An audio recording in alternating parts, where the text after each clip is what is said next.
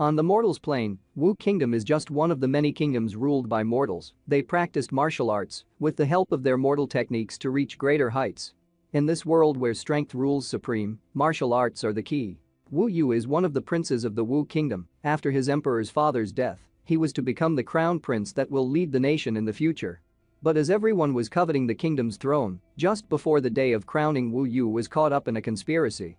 He was drugged and put in the same bed with an emperor's consort. Wu Yu woke up, and as he regained his senses, he got confused seeing one of his father's consort on the same bed with him. As he was compiling his thoughts, he was interrupted when water was splashed on him by the guards of the harem master consort Yuan Zai. They sneered at him as Yuan Zai arrogantly asked Wu Yu to come to his senses and accept his crime. Only then Wu Yu realized that he is not dreaming, and he was not present in his own room, but rather in the emperor's bedchamber. In addition to that, he also notices several people inside the room, including ministers and princes, that were forbidden to enter the bedchambers. As he was trying to understand the situation, consort Yuan Zai ordered the guards to take the adulterous couple away. Later the guard threw them on the ground in the Zixi palace to receive their judgment. As he was thrown on the floor, everyone present in the palace started accusing and criticizing him. Yuan Zai ordered the palace guards to drag consort Ming out to execute her. She tried to defend herself and kept on swearing to be innocent, but to no avail. Everyone present stated that Wu Yu should be guilty and punished for this crime, and that he is not worthy to become a crown prince and lead the kingdom. Yuan Zai took this chance and stated Wu Yu was guilty of cheating with a consort just after the emperor's death, so he should be punished. Wu Yu realized that he has being conspired against, and as he tried to stand, he failed and noticed that he had been poisoned. Later Prince Rong arrived and started pointing and accusing Wu Yu of being materialistic, merciless, and a martial arts fanatic that has no honor. Commander Wu of the Wu Kingdom military also gave foul remarks about him. Both of these people were punished by Wu Yu in the past due to their wrongdoings, and now they want revenge as he is down. Wu Yu tried to voice out his thoughts but was interrupted by Yuan Zai when she warned him that he has no right to argue and ordered someone to call immortal Hao Yan. Wu Yu could not believe that the immortal sent by the heavens to protect Wu Kingdom was alarmed by this situation. Immortals usually don't interfere with mortal affairs, they only eradicate evil. He saw a glimmer of hope to get justice. The door opened, and a shadow of a human figure could be seen covered in mist. As he stepped in, a man with long white hair appeared. It was the immortal Hao Yan of the Wu Kingdom. As immortal Hao Yan entered, everyone present knelt down in respect and greet the immortal. When Hao Yan approached, Wu Yu also greeted him with respect and requested justice. Inside his mind, Hao Yan is a righteous person and is sure to give him justice. Immortal asked Yuan Zai what happened in the kingdom. She explained Wu Yu's adultery and asked the immortal to punish him. Immortal stated that Wu Yu is not worthy, his cultivation will be abolished, and he will sent to serve in the Northern Army.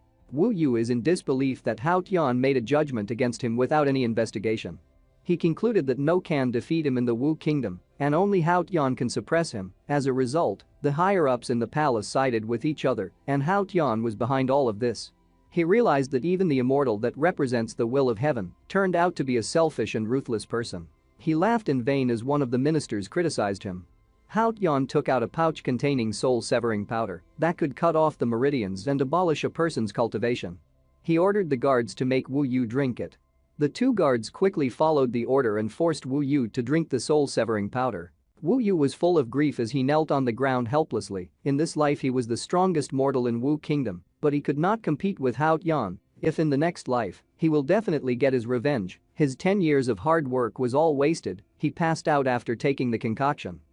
A few hours later, as Wu Yu stood in a prison wagon, surrounded by guards, a woman ran up to him and called his name. She was her sister, Princess Wu Wu.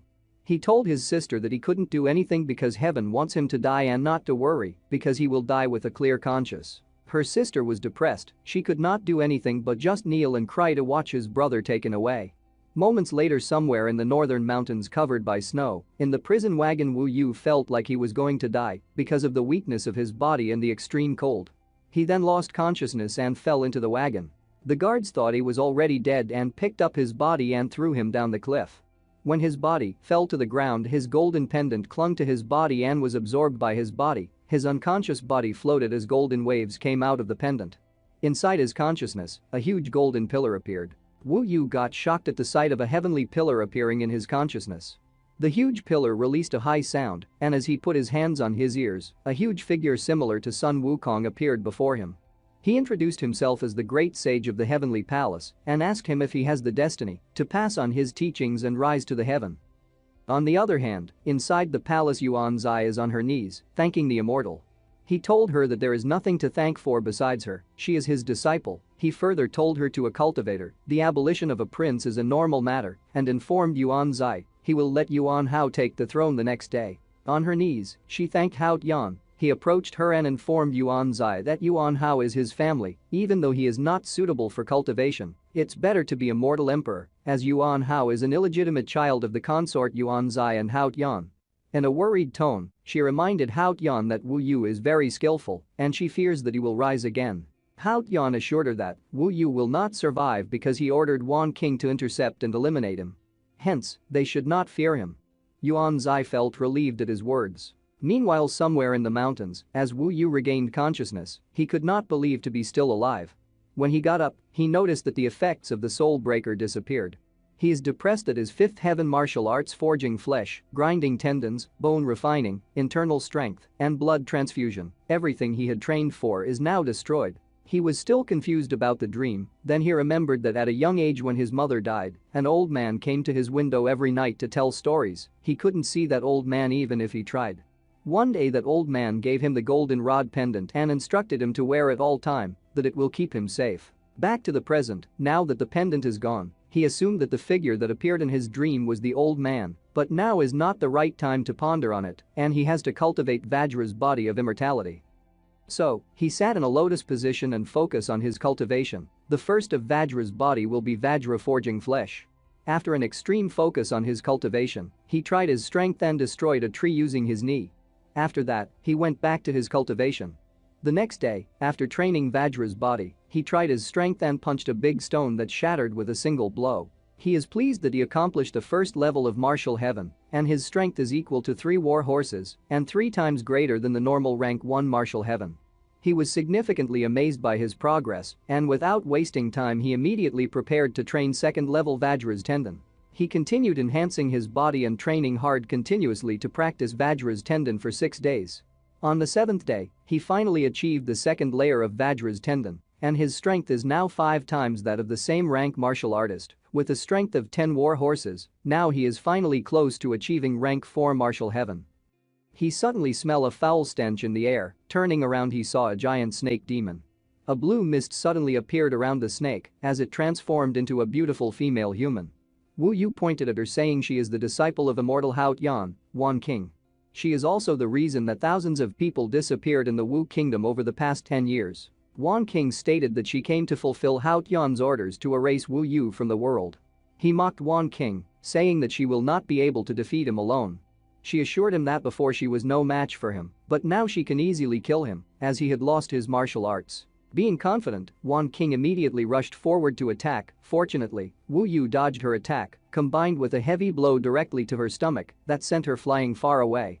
Wan King is in pain and could not believe him to be still strong, although his meridians have been cut. Wu Yu seized the opportunity, rushed towards Wan King, and dealt another fatal blow that sent her flying into a tree. But he wasn't done yet and jumped to attack again. Wan King quickly transformed into a giant snake and threatened to eat Wu Yu.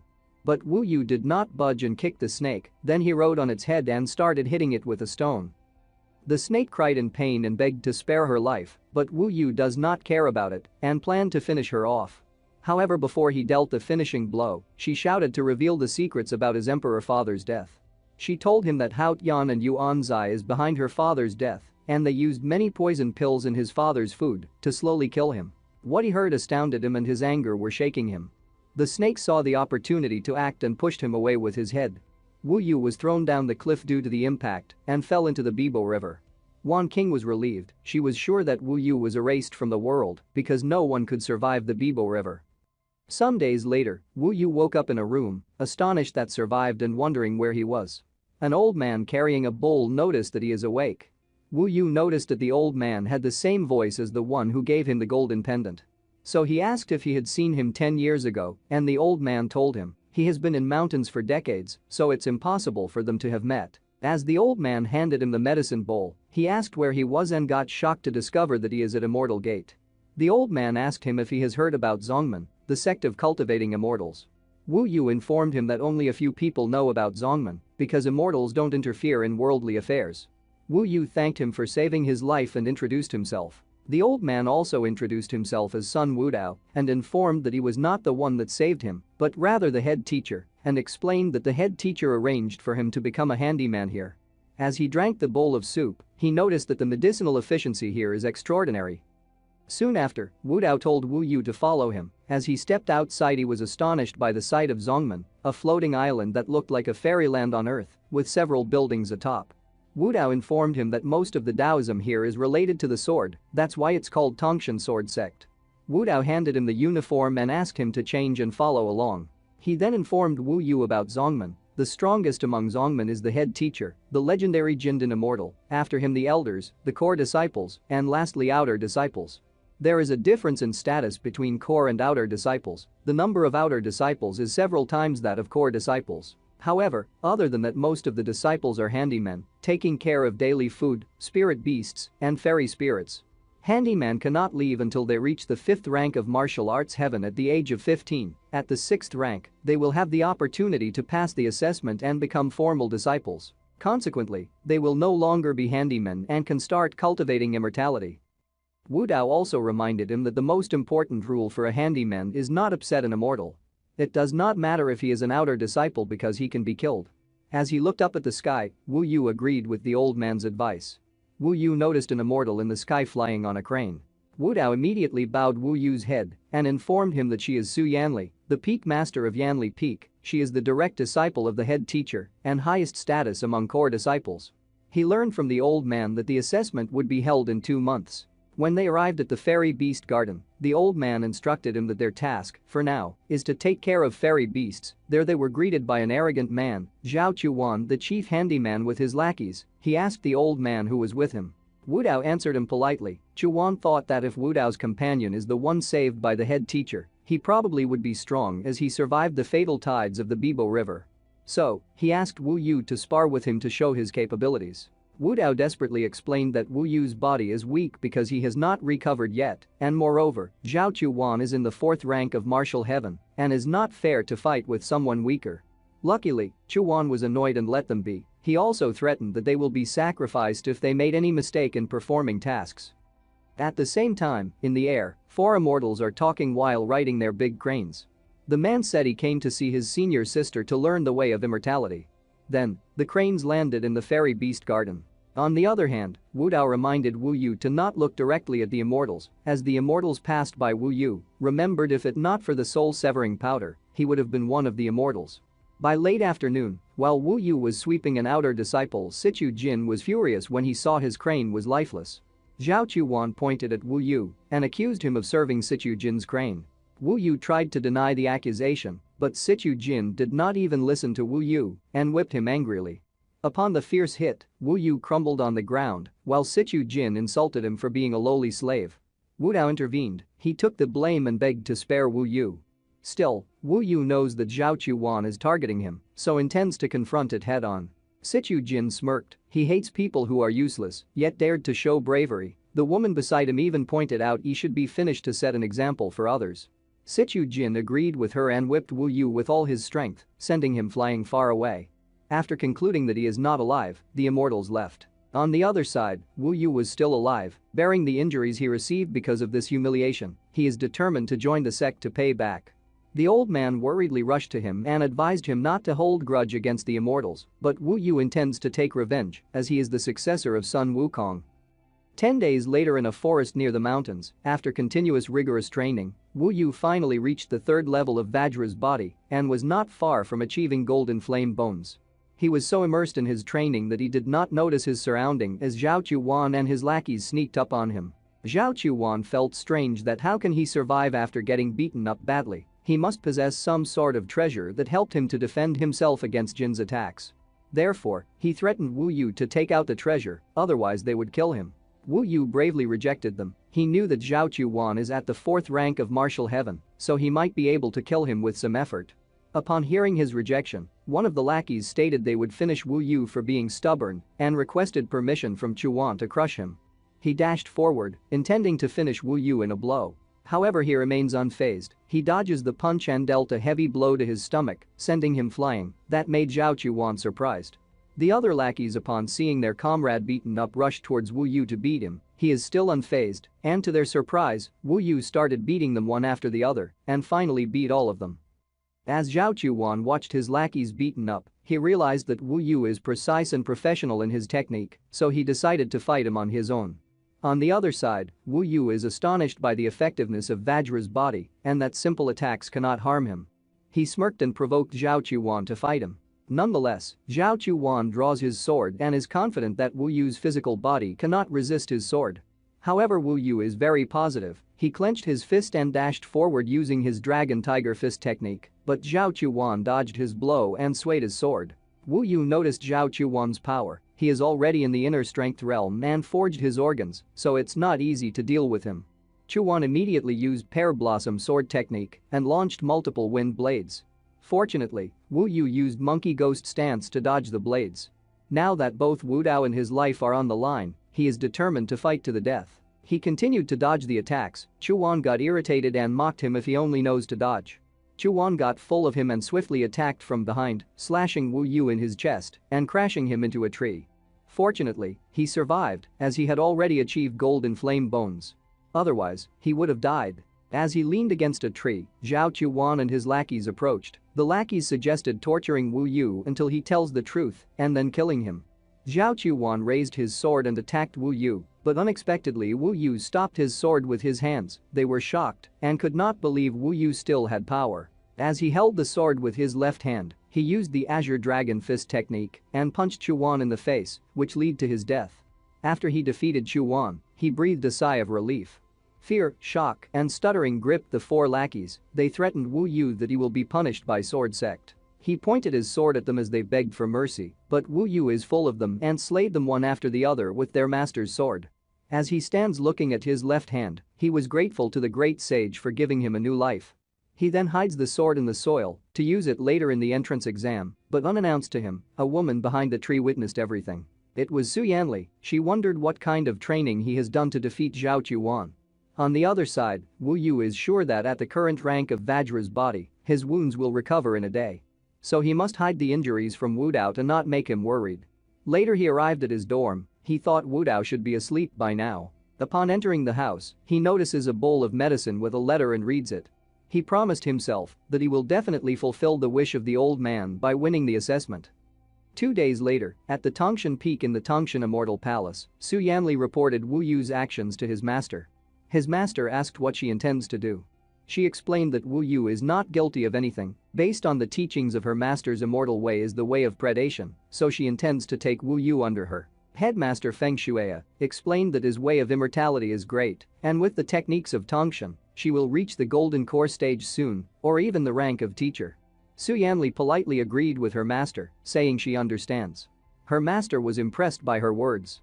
Furthermore, he also intends to protect Wu Yu as he is destined to become immortal. 1 month later, Wu Dao is concerned about Wu Yu and advised him not to go out and just rest. From what he knows, Zhao Chuan and his lackeys died due to a demon going berserk. With a bright smile, he told Wu Dao not to worry as he will remain near the fairy beast garden. The old man agreed and reminded him to be careful. As he leaves the house, he is glad that the old treated him like his own son. Somewhere in the beast garden, he sits in a lotus stance to cultivate Vajra's body technique 4th layer 5 spiritual viscera. In this layer, he needs to separate pure, purple, yellow, white, and black gold spirits and fuse them together to be successful. But before fusion, he has to tear his 5 viscera, which will bring excruciating pain. As he tears his 5 viscera, he feels excruciating pain throughout his body but is determined to join the immortal path as he only got 1 chance, so there is no space failure. As he bent on the ground, tearing and fusing his viscera, moments later he finally succeeded in achieving 4th layer 5 spiritual viscera. What he did not expect is to be able to achieve 4th stage of mortal body refinement, which has a power equal to 134 warhorses and is even stronger than the common stage 6 of mortal body refinement. While holding his sword, he reminded himself that it was his final day as a handyman. Moments later, Wu Dao arrived and informed him that it's time for work. While doing their tasks, the worried old man reminded him not to go anywhere or he might end up like Zhao Chuan. Wu Yu agreed and asked the old man if he intends to watch the entrance exam. At the same time, in the air, while the immortals were riding their cranes, Sichu Jin's eyes glinted as he looked down. When Wu Yu noticed the coming immortals, Wu Dao advised him to hide, but it's too late as the immortals had already noticed. A disciple pointed at Wu Yu with shock. Sichu Jin explained he used most of his strength while beating him, yet he still survived. Sichu Jin approached them and mocked Wu Yu for still being alive. He politely greeted the immortal and informed him that he struggled to stay alive and thanked him for having mercy. Hua Qian, an outer sect disciple, interrupted and mocked Sichu Jin for being weak, saying he could not beat a servant. If it was her, she would have no problem torturing the culprit. Sichu Jin agreed with her and explained to Wu Yu that it's not easy to forget what happened. Wu Dao interjected, saying he was the one who brought Wu Yu, so he should be punished. Wu Yu intervened to protect the old man and said to ignore them. As a result, Sichu Jin got angry and said he has no right to ignore his order. Wu Yu argued that even a servant cannot be insulted like this. Sichu Hin raised his whip, but just before he hit, he flew away and crashed into a rock. In the aftermath of the blow, he was surrounded by dust and demanded to know who had the nerve to attack him. Just as his front became visible, Su Yanli appeared. Su Yanli explained that this is her territory and 3 of them are not allowed to come here from now on. Besides, Wu Yu is a handyman of her peak. If he needs to be punished, she would do it herself, not him. He warned Su Yanli that his little brother Sichu Minglang has already reached the peak of the body refinement stage and his talent was much better than hers. Hua Qian added that sect guardian Severian is ready to accept him as a disciple and in the future, his status will exceed hers. With fierce eyes, she asked them if they were threatening her. The 3 immortals quickly turned around to their cranes. Sichu Jin explained he would not dare threaten her, he would just leave Yanli Peak. But deep inside he is shaking with anger and wants to take revenge when his brother becomes powerful. Wu Yu politely thanked Su Yanli for her assistance. As the women flew away, Wu Yu realized that Minglang is already at the peak and defied heaven's law, whereas he is still at rank 5. The next day at the Ascension Peak, everyone is excited about the exam. Wu Yu brought the old man and informed him that the competitors will enter from the bottom and the old man can watch everything from up here. Before going down to the competition site, Wu Yu told the old man he will explain everything about the competition later when he comes back. He then went to the bottom of the peak towards the competition site to register for the assessment. He is confident to join the immortal path today. As Wu Yu reached the registration site, the registration was simple as it was merely reporting one's name and which peak one belongs to. The organizer had the data in his hand. He raised his head to look at Wu Yu and asked if he is at the 6th tier body refining realm, as Wu Yu was not recorded as a cultivator in the records. As Wu Yu nodded, the organizer allowed Wu Yu to go ahead and try his strength to be eligible for the exam. Behind the organizer stood 100 bulky, energetic war horses. Each war horse was complete and had a fiery temper. The war horses were tied to pull ropes and Wu Yu, under the direction of the organizer, gripped the rope. It was simple to verify whether he was really at the 6th tier through a tug-of-war with 100 war horses. The organizer then cracked his whip on the horses. The horses felt the pain and began to run in a frenzy. Their energy brought a terrifying power charging down the rope. The 100 war horses raised a thick cloud of dust as fearsome as any enemy on the battlefield. But Wu Yu had been prepared. With both hands gripping the rope, he used all strength of his body's muscles, tendons, and bones to drag the 100 war horses back. After the approval of his eligibility, the organizer gave Wu Yu a red paper talisman and told him, if his life is in danger, or he wants to surrender, he can just crush the talisman and the immortal sect disciples will save him. Wu Yu held the red talisman. On it was complex symbols that he could not understand, but he could feel its power. The organizer directed him toward the examination site. Wu Yu carefully stowed the fire talisman away and then walked towards a cave at the foot of the mountain. Above it were the words Immortal Path, the site for stage 1 of the entrance examination. It was said before that around 300 people had met the requirements for the test. On the Immortal Promotion Plateau, Wu Dao had looked left and right to find Wu Yu, as beside him a fat, burly servant has taken his spot. More than 100,000 disciples were present, necks craned, waiting for the examination to begin. But the most attention-grabbing was the platform of jade floating in the air. On the platform were 3 thrones, the one in the middle was the largest, and on it sat an elder with white hair and a white robe. It was Elder Muge, while on the right seat a white-robed girl, it was Su Yanli, master of Yanli Peak. Elder Muge asked Yanli if she knows any good servants attending the examination.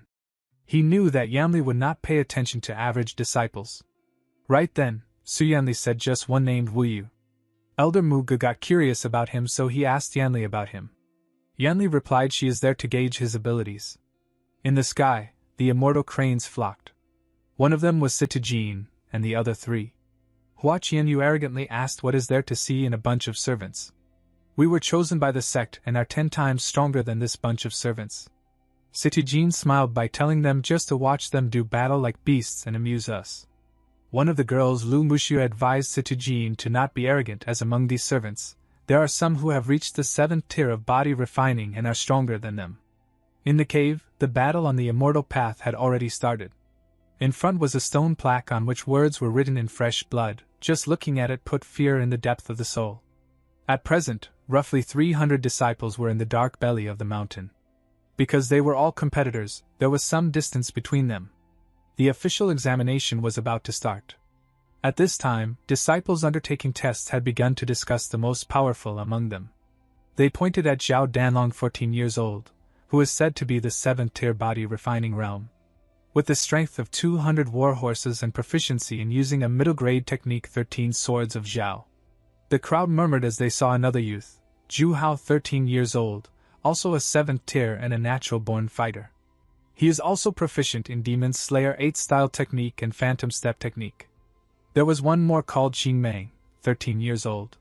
She was also a servant of a core disciple and a commoner. She is proficient in Xingmei's point. Although these 3 were very good. But Wu Yu did not need to come in first place to become a disciple of the immortal sect. Therefore, they were not ultimate rivals. He really respected these young children for reaching the 7th tier at a young age. Wu Yu was just feeling embarrassed when some immortal sect disciples appeared in front. From their midst, a black-haired, black-clothed young man announced that the immortal path will soon open. Everyone must pass 3 substages to clear the test. The risk is great, and if there is any danger to your life, crush the talisman and the disciples will save their lives. As only 100 out of 300 disciples can emerge from the immortal path and participate in promotion fight. Therefore, should do their best. As the last words fell, the belly of the mountain mumbled, and a massive door opened in front of them, revealing a dark and bloody path. The path was wide, the servants clamored against each other to charge in, afraid of missing out. Wu Yu was in no hurry. He understood that those who took point on this immortal's path were often those who met most painful attacks first. Drawing his long sword of refined steel, Wu Yu advanced in the middle of the pack. In this vast mountain belly, the 300 servants separated and proceeded at high speed. Just as they entered, some screamed and lamented as a red-horned serpent appeared in front. Anything that could make a 6th-tier body refining realm lament was a scary beast indeed. Just as they charged into the forest. In an instant, the sounds of killing rang out. Even though almost everyone was at the same rank, but their physique, experience, and tenacity differed. Some backed off, while some advanced at speed. Wu Yu could only watch those around him killing. The red-horned snake came swinging with bestial power toward Wu Yu. He gripped the long sword in both hands and executed a horizontal slash. He wanted to swat the huge snake and advance forward, but he had not expected the serpent to have the same strength of 100 war horses as him. Before the snake could retaliate, Wu Yu used enormous strength to untangle his sword and brandished the sword into the snake's body that pierced its heart. The red-horned serpent collapsed to the ground. Zhao Danlong, who fighting near, complimented Wu Yu for his technique and exploded out with frightening speed and charged forward, saying that the number 1 position and chi condensation pill will definitely be his to claim. Wu Yu pondered this for a moment. As the entire audience is waiting outside, the first one out would definitely be the center of attention. Previously, Wu Yu's goal was top 100, but thinking of Sun Wudao's eagerness, he wanted to be the first one out now. In the darkness, he shot forward with a beam of golden light. After passing the forest, they came to another terrain. In front of them was all swamp. The swamp soil was very soft, and there were definitely countless beasts hiding below. At this moment, a disciple charged in, and suddenly the marsh shook. A black crocodile charged out and tried to bite the servant between its jaws. Wu Yu was right there as the servant howled. Without much more thought, he immediately rushed up to save the servant girl. As he recognized the black-scaled beast as Fushan alligator from back in his days, he remembered its weakness and stabbed his long sword downwards. The sword pierced through its brain, and the alligator immediately. Wu Yu was calm. He pulled the wounded servant from the jaws of the giant alligator. Wu Yu did not say more. As time was tight, he entered the swamp in the blink of an eye using ghostly monkey steps and traversed the swamp. A black-robed sect disciple appeared beside the girl. Seeing her safe, he looked at Wu Yu's figure and turned to the girl to warn her of the dangers. Wu Yu's legs found solid ground and he felt a sense of relief. But in his heart he knew there were heaps of gravel ahead of him. Evidently, the most terrifying test was here. There were 3 waves of beasts, and this was the last one. Circling the huge stone, there was a narrow path ahead and a small path that led to a tunnel. But this narrow path was packed with blood-sucking devil apes. This was a type of black ape, with blood-red body and around 20 feet tall. It was said that these monkeys loved the smell of fresh blood. Only by slaying their way through the monkeys could they pass. Out of the group of servants, some charged forward. Wu Yu was among them. One of the apes charged at Wu Yu with blazing bloody eyes, which made him startled. As the ape tried to punch him, Wu Yu channeled all his energy into his fist and punched back. The force of their clash threw both of them away. Wu Yu realized that it's a test for footwork technique, so he dodged the further attacks using his footwork technique and charged forward. But this was just one amongst many. The small path was filled with many demon apes. The servants behind continued to stream forward and tried to kill the demon apes. Even though the 3 at the 7th tier of body refining tried their best, they were not able to break past the horde.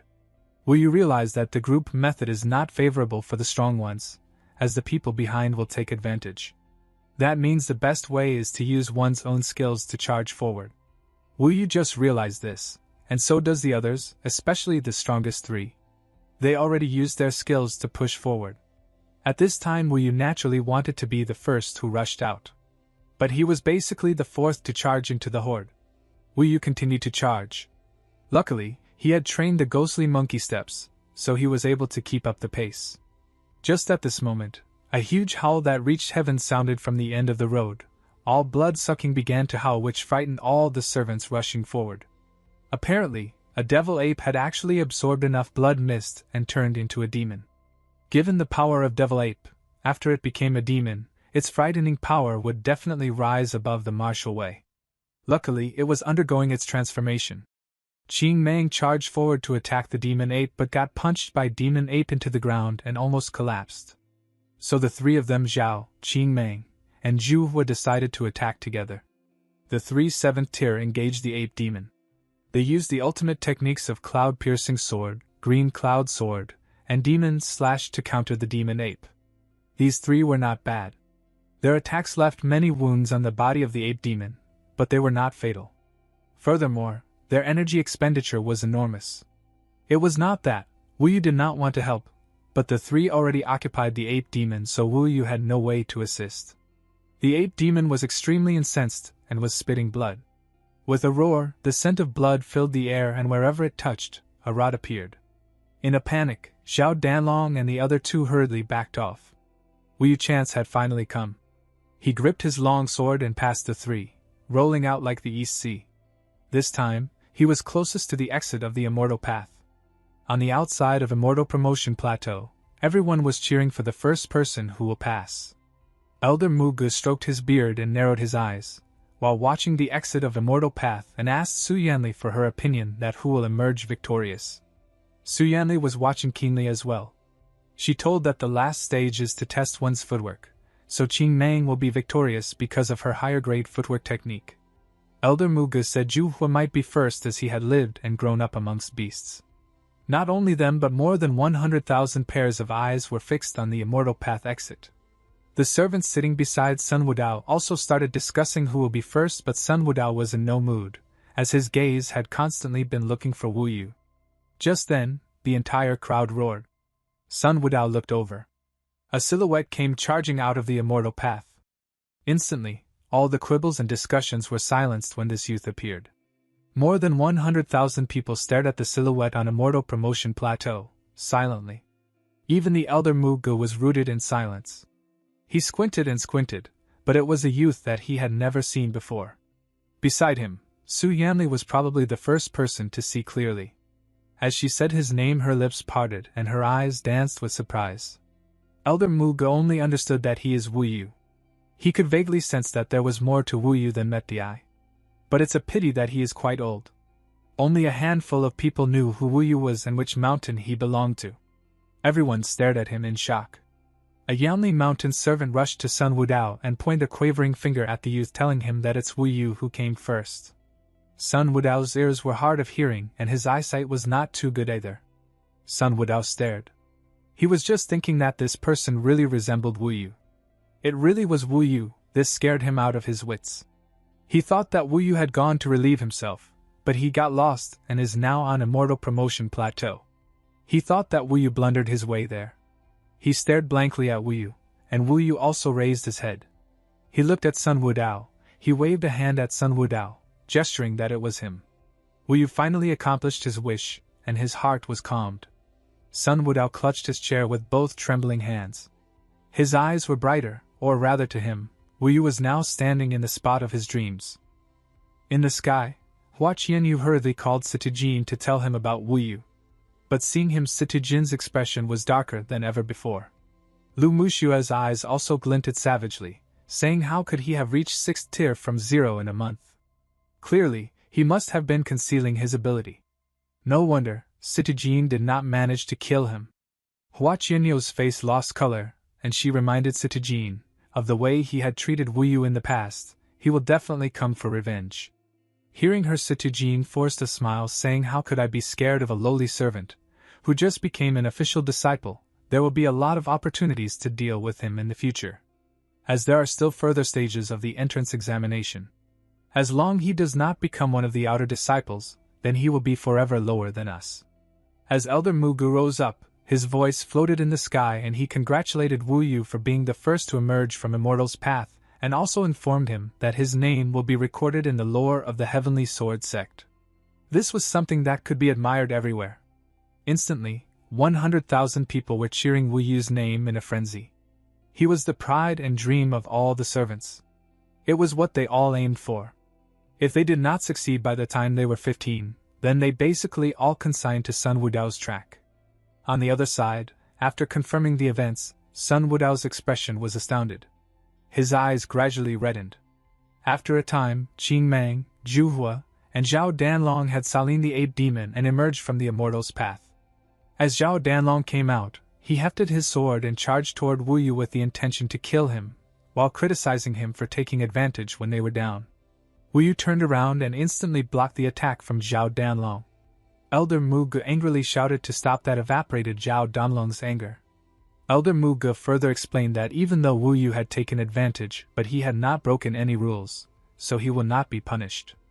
Zhao Danlong could only stare balefully at Wu Yu and told him to watch out later on the platform battles. Gradually 100 servants made their way out, each one covered in blood, standing under the gaze of thousands. After 100 arrived, the rest could only go back down the mountain. The Immortal Path exit was closed. 100 young men and women stood under the gazes of 100,000. They were full of fighting spirit and fire. Their blood boiled as they embarked on the path to becoming immortal.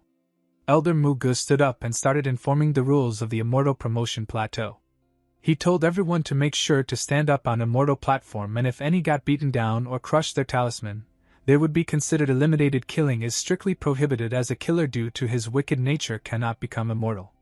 Finally, when only 30 disciples are left on the plateau, the battle will be over. Everyone was allowed to team up or fight individually to win the battle. The rules seemed simple, but it was actually very risky. A chaotic battle was the true fight of the Immortal Tao. Elder Mugu further explained that the tradition of the Sword Sect promotion battle is to obtain the Immortal Sphere, and also the sect has prepared 3 huge bonuses for the disciple who obtain the Immortal Sphere. First was a Spirit Condensation Pill, which increases the success to break through Body Refining Realm into Chi Condensation Realm. The second prize was a supreme-grade weapon called Demon Banishing Blade. It has mystical properties and can even compare to normal immortal treasure. The third prize will be eligible for becoming core disciple. Elder Muga further explained that whoever can take the immortal sphere and hold it for 60 breaths of time will be deemed to be the owner of it and rank first. Hearing about the prizes, the crowd gasped. The spirit condensation pill and demon banishing blade were something coveted by even the core disciples. Elder Muga concluded his announcement. And then the immortal promotion plateau's battle formally began. The immortal sphere rose up into the air, then plummeted with terrifying speed. Elder Muga pulled a move, and the immortal sphere landed on Wu Yu's head. As it descended, all the candidates surged toward Wu Yu's direction. At this time, the danger is quite high as the battle has just started and it's when there are most competitors. Whoever holds the sphere will definitely be mobbed. Wu Yu had already thought it out. At this time, when a majority of the candidates were rushing at him, he found an exit and then fled. Just as he fled, his original position was filled with people. Immediately it was chaos. Wu Yu stayed at the edges of the promotion plateau. There were too many people present, and it was inconvenient to act. Even though Wu Yu was standing at the periphery, someone was staring at him. He was a tall and sturdy servant, a full head taller than him. He was charging toward Wu Yu. Wu Yu instantly took his stance and unleashed a blow using the technique Tide Chopper, a wave breaker to counter the opponent. It was the first move of the Eastern Sea Whale's slaying sword. As their weapons clashed, they created a huge sound. Wu Yu's hands were quick. He hit the weak spot on the battle axe and forced his opponent's axe to fall from his hands. Although his opponent was broad of shoulders, Wu Yu was still superior in terms of strength. With a sweep of his leg, he felled the brawny man. Wu Yu crashed heavily into him and his opponent flew out cleanly, landing with a rumble outside the immortal promotion plateau.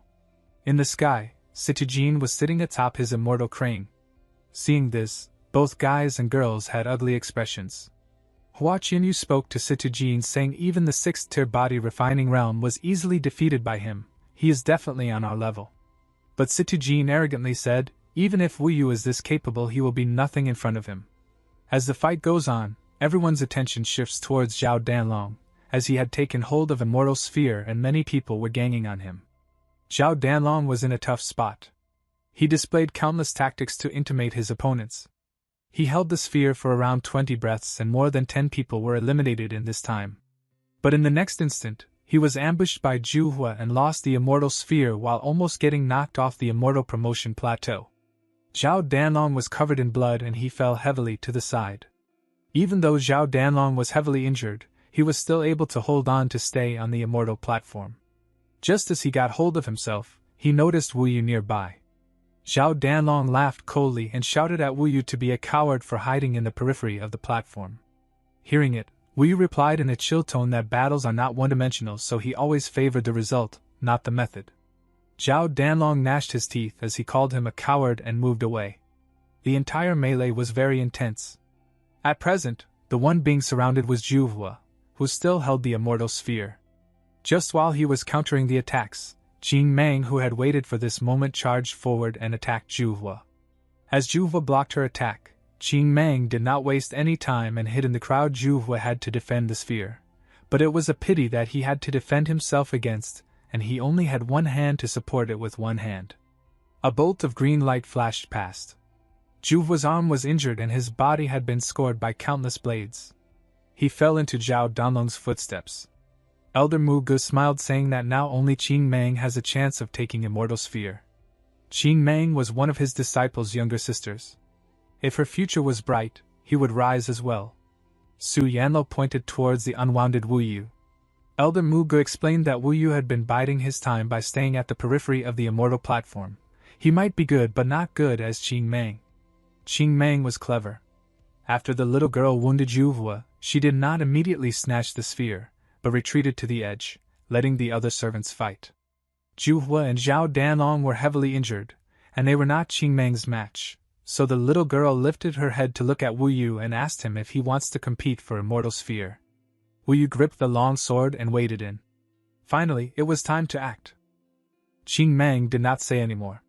Her Qing Meng's point weaved through the crowd. A few sword slashes flashed out, and the Immortal Sphere was in her hands. After catching it, Qing Meng instantly shouted, if anyone tried to snatch it again, she will not show mercy. The little girl's eyes widened and scared the competitors into retreating. There were only about 40 people left, and perhaps only 10 had set their hearts on the sphere, but the chances of them teaming up were low. Qing Meng held the immortal sphere in one hand and gestured at Wu Yu with the other, which held a long sword to challenge him. At this time, all eyes fell on these two. This was the turn of events for Wu Yu. But Wu Yu would not give up on the immortal sphere. Presently, he was the only one who dared to fight Qing Meng. Under thousands of gazes, Wu Yu's eyes shimmered with golden light, and he rushed forward with his long sword. He used the technique Tide Chopper, Wave Breaker, the first move of Whale's slaying sword. Qing Meng only needed to block him, and then hold on to the sphere for 60 breaths. She used the green cloud sword shadow technique. Her movements were exquisite. Her sword shimmered a green cloud that formed in front of Wu Yu. His sword pierced the cloud and reached Qing Meng in an instant. But a pity it did not wound Qing Meng. The girl's feet moved, and with sublime footwork, she avoided his attack. Qing Meng went around him to attack, but Wu Yu instantly avoided the attack. Wu Yu seized this chance and pressed forward. Qing Meng could only use her Qing Meng's footwork to continue retreating. Wu Yu instantly charged forward using East Sea Whale Cleave. He gripped his long sword, pointed towards the sky, and sliced down violently. It came crashing down on Qing Meng's head. Qing Meng's face had finally changed. Suddenly, the block with her technique was broken before it was even engaged, and Wu Yu's sword came crashing down. Qing Meng retreated a few steps.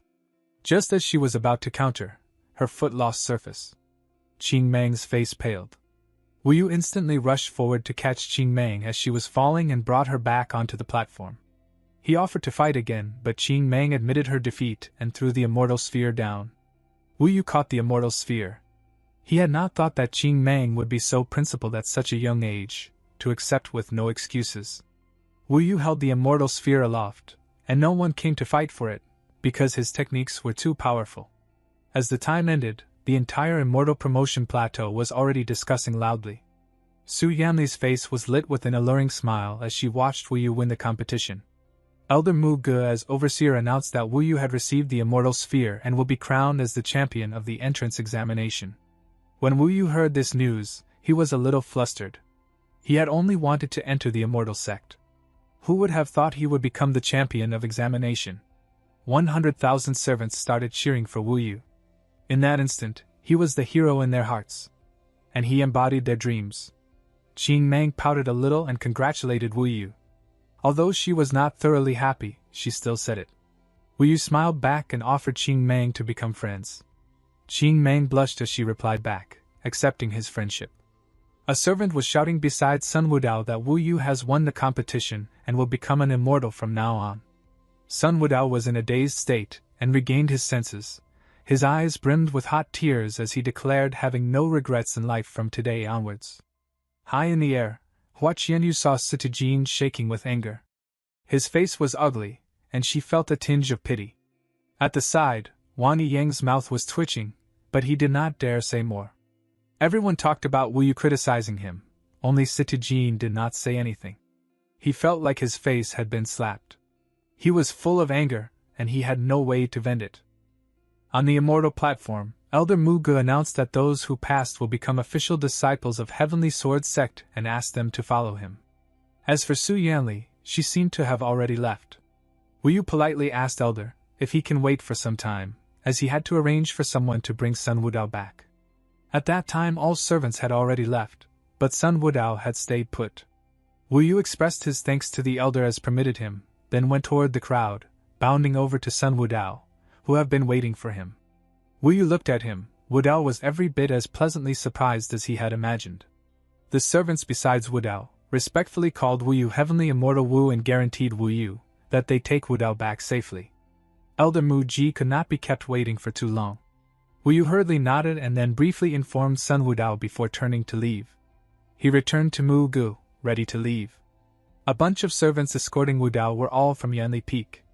They were extremely happy as one of them had become heavenly immortal and in the future their lives will be at ease. They escorted Wudao across the mountain while singing songs. The servants sang as they walked. Above them, the immortal crane soared. Hua Qianyu suddenly asked Sitijin to look below. Sitijin was irritated. She told him that it was these bunch of servants that lived with Wu Yu and that the old man defended Wu Yu. Sitijin decided to create trouble for Wu Yu. Elder Muga took everyone to Sky Grazing Mountain of Bipal Mountain Range. This was the place Wu Yu would live and train Hiran, as an immortal sect disciple. The Bipal Mountain Range was endless. Each core disciple would have their own mountain and they would own all the resources of that mountain. Around 100 external disciples share the same mountain. Within the vast mountain range, from foot to the peak, a palace had been built in the fair mist. Every external disciple had a palace for living, training, and accommodating guests. All the disciples that passed the Immortal Promotion examination would abide at Wangtian Peak from now on. Elder Mugu brought them to the highest peak of Sky Gazing Mountain, Wangtian Peak. It pierced through the clouds, and all you could see was endless clouds. Elder Muji then announced to the disciples that from now on they will be the official disciples of the Heavenly Sword sect. Elder Mugu then began to read the ground rules and provided the disciples with the book The Basics of the Sword, which entails all the taboos and commandments of the sword sect. Besides this, a martial arts book and a sword manual were given out. Both were not useful to Wu Yu. Elder Muji's words gave the impulsive disciples some warning about the difficulties of their journey ahead. Elder Mugu sent everyone away and asked Wu Yu to stay behind. Mugu did not waste words, he walked to stand in front of Wu Yu. Firstly, he pulled out a jewel-encrusted box from an unknown place. Although the box was closed tightly, it still emitted fragrance. It was the spirit condensation pill. It is only effective after you have reached the 10th tier of the body refining realm. Elder Mugu advised Wu Yu to not use it before reaching that tier. Next, a sword appeared in Muji's hands. It was a massive sword with the width of 3 fingers. On the hilt of the sword was written Demon Banisher. Wu Yu accepted the gifts. The spirit condensation pill was of no use to him at present, so he put it away. The other reward, Demon Banishing Blade, had a huge reputation. Even Wu Yu had heard of them when he was a prince, although he had not known that they came from Heavenly Sword sect. To his past self, it was a mystical weapon. He had never thought that he would receive it just like that. While leaving, Elder Mugu advised Wu Yu to treat these treasures properly, and then went away. Wu Yu then chose a disciple's residence near the foot of the mountain. Within the residence, all was brand new. Anything that they could ask for was provided, with a quota of 10 external disciples. Within the residence, there was a huge, majestic immortal crane. From now on, it would belong to Wu Yu. Wu Yu decided to return to Yanli Mountain to beg a favor from Su Yanli, to let Sun Wudao accompany him in his later years. Riding on his immortal crane, he was knocked by the turbulence high in the air. It was an amazing feeling, with the entire vastness of the immortal sect laid out on display before Wu Yu's eyes. Being an immortal sect official disciple was indeed different from being a servant. Wu Yu had come to his immortal crane. By right, he had to land in Su Yanli Crane Garden. The crane was a sentient beast. Although it could not speak, it understood human speech. With a long cry, it landed in Immortal Crane Garden.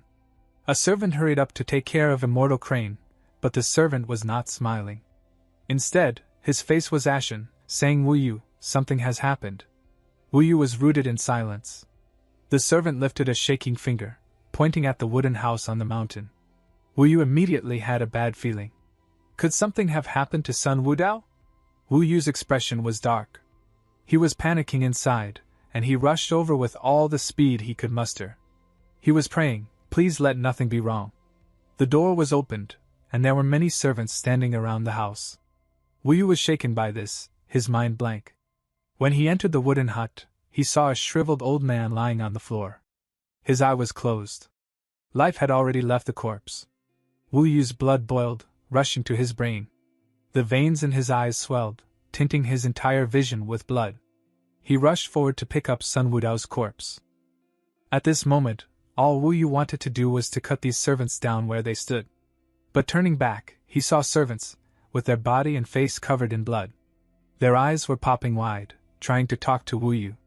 One of the servants told Wu Yu, it was not their fault, it was Sitijin's.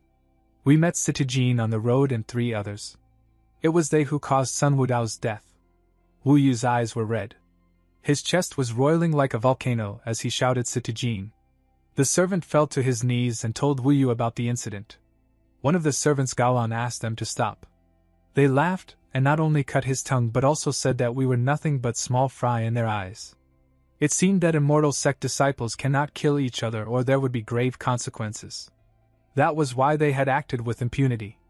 The servant was shaking in fear and crying out in a heap.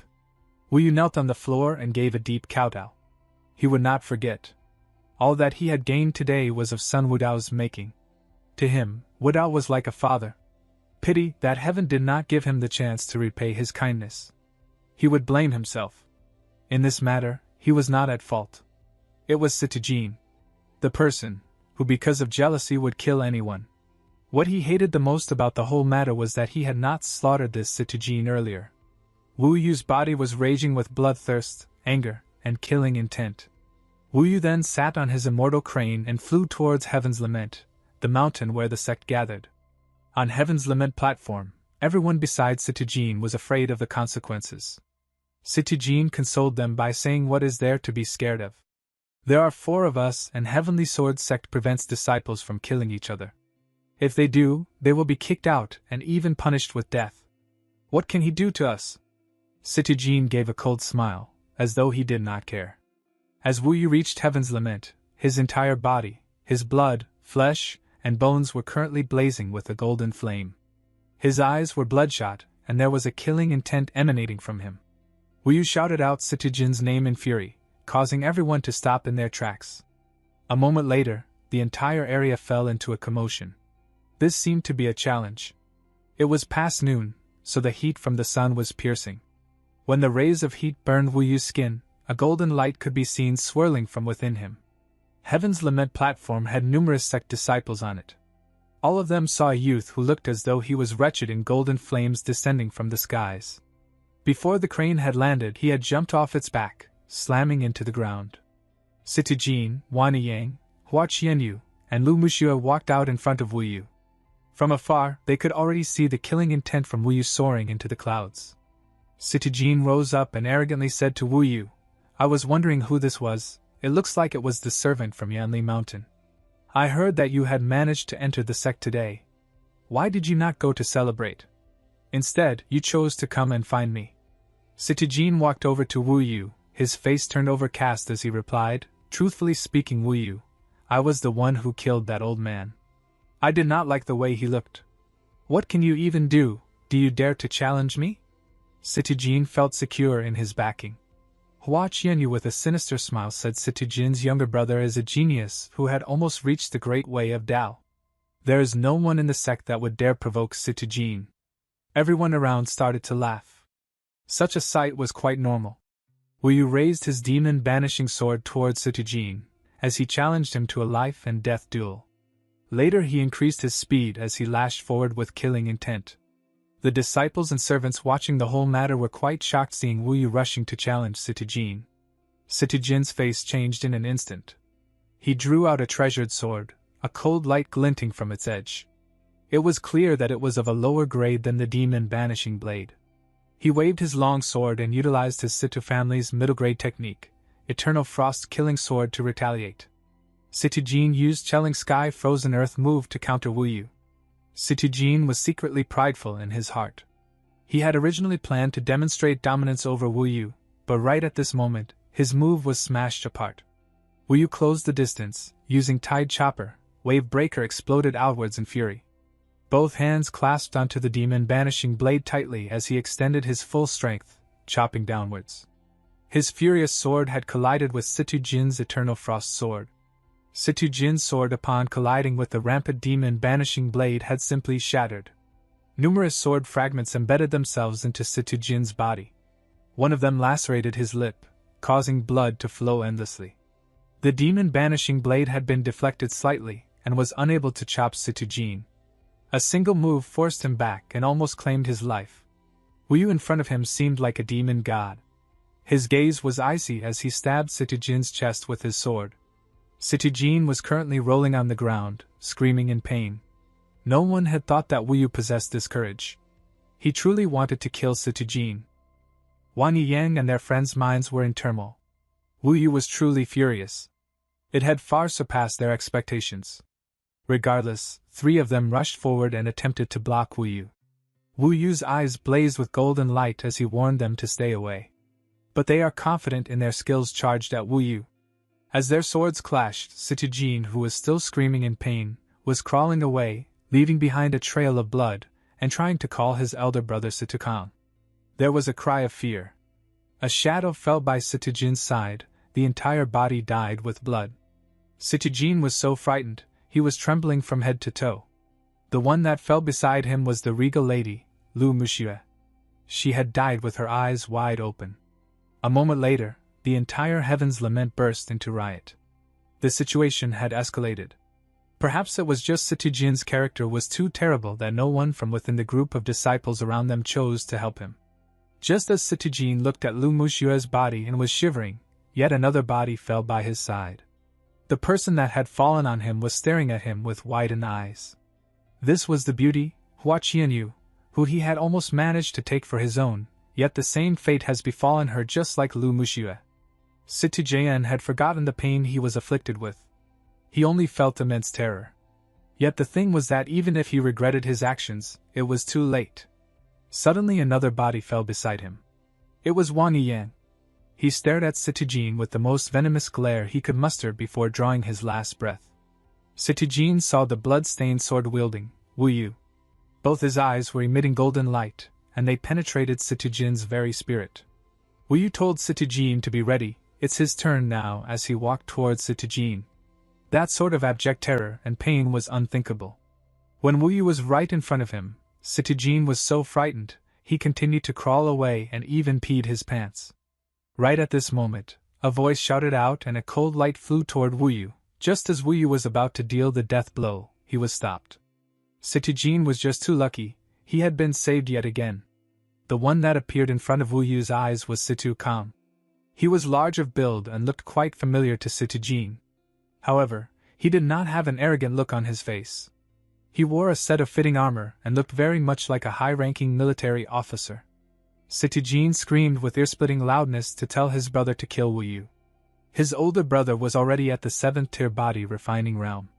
Situkang arrogantly spoke, Wu Yu, your actions have killed fellow disciples. In the place of the sect, I will sentence you to death. Situkang withdrew a broadsword that looked extremely tyrannical. Wu Yu could differentiate the grudges he had and hence replied calmly, telling Situkang he had no grudges or grievances with him, he should leave. Situkang gave a cold smile and replied, don't get me wrong, I am not here to stop you but to kill you. Situkang charged forward, unleashing his sword. Wu Yu had no other choice.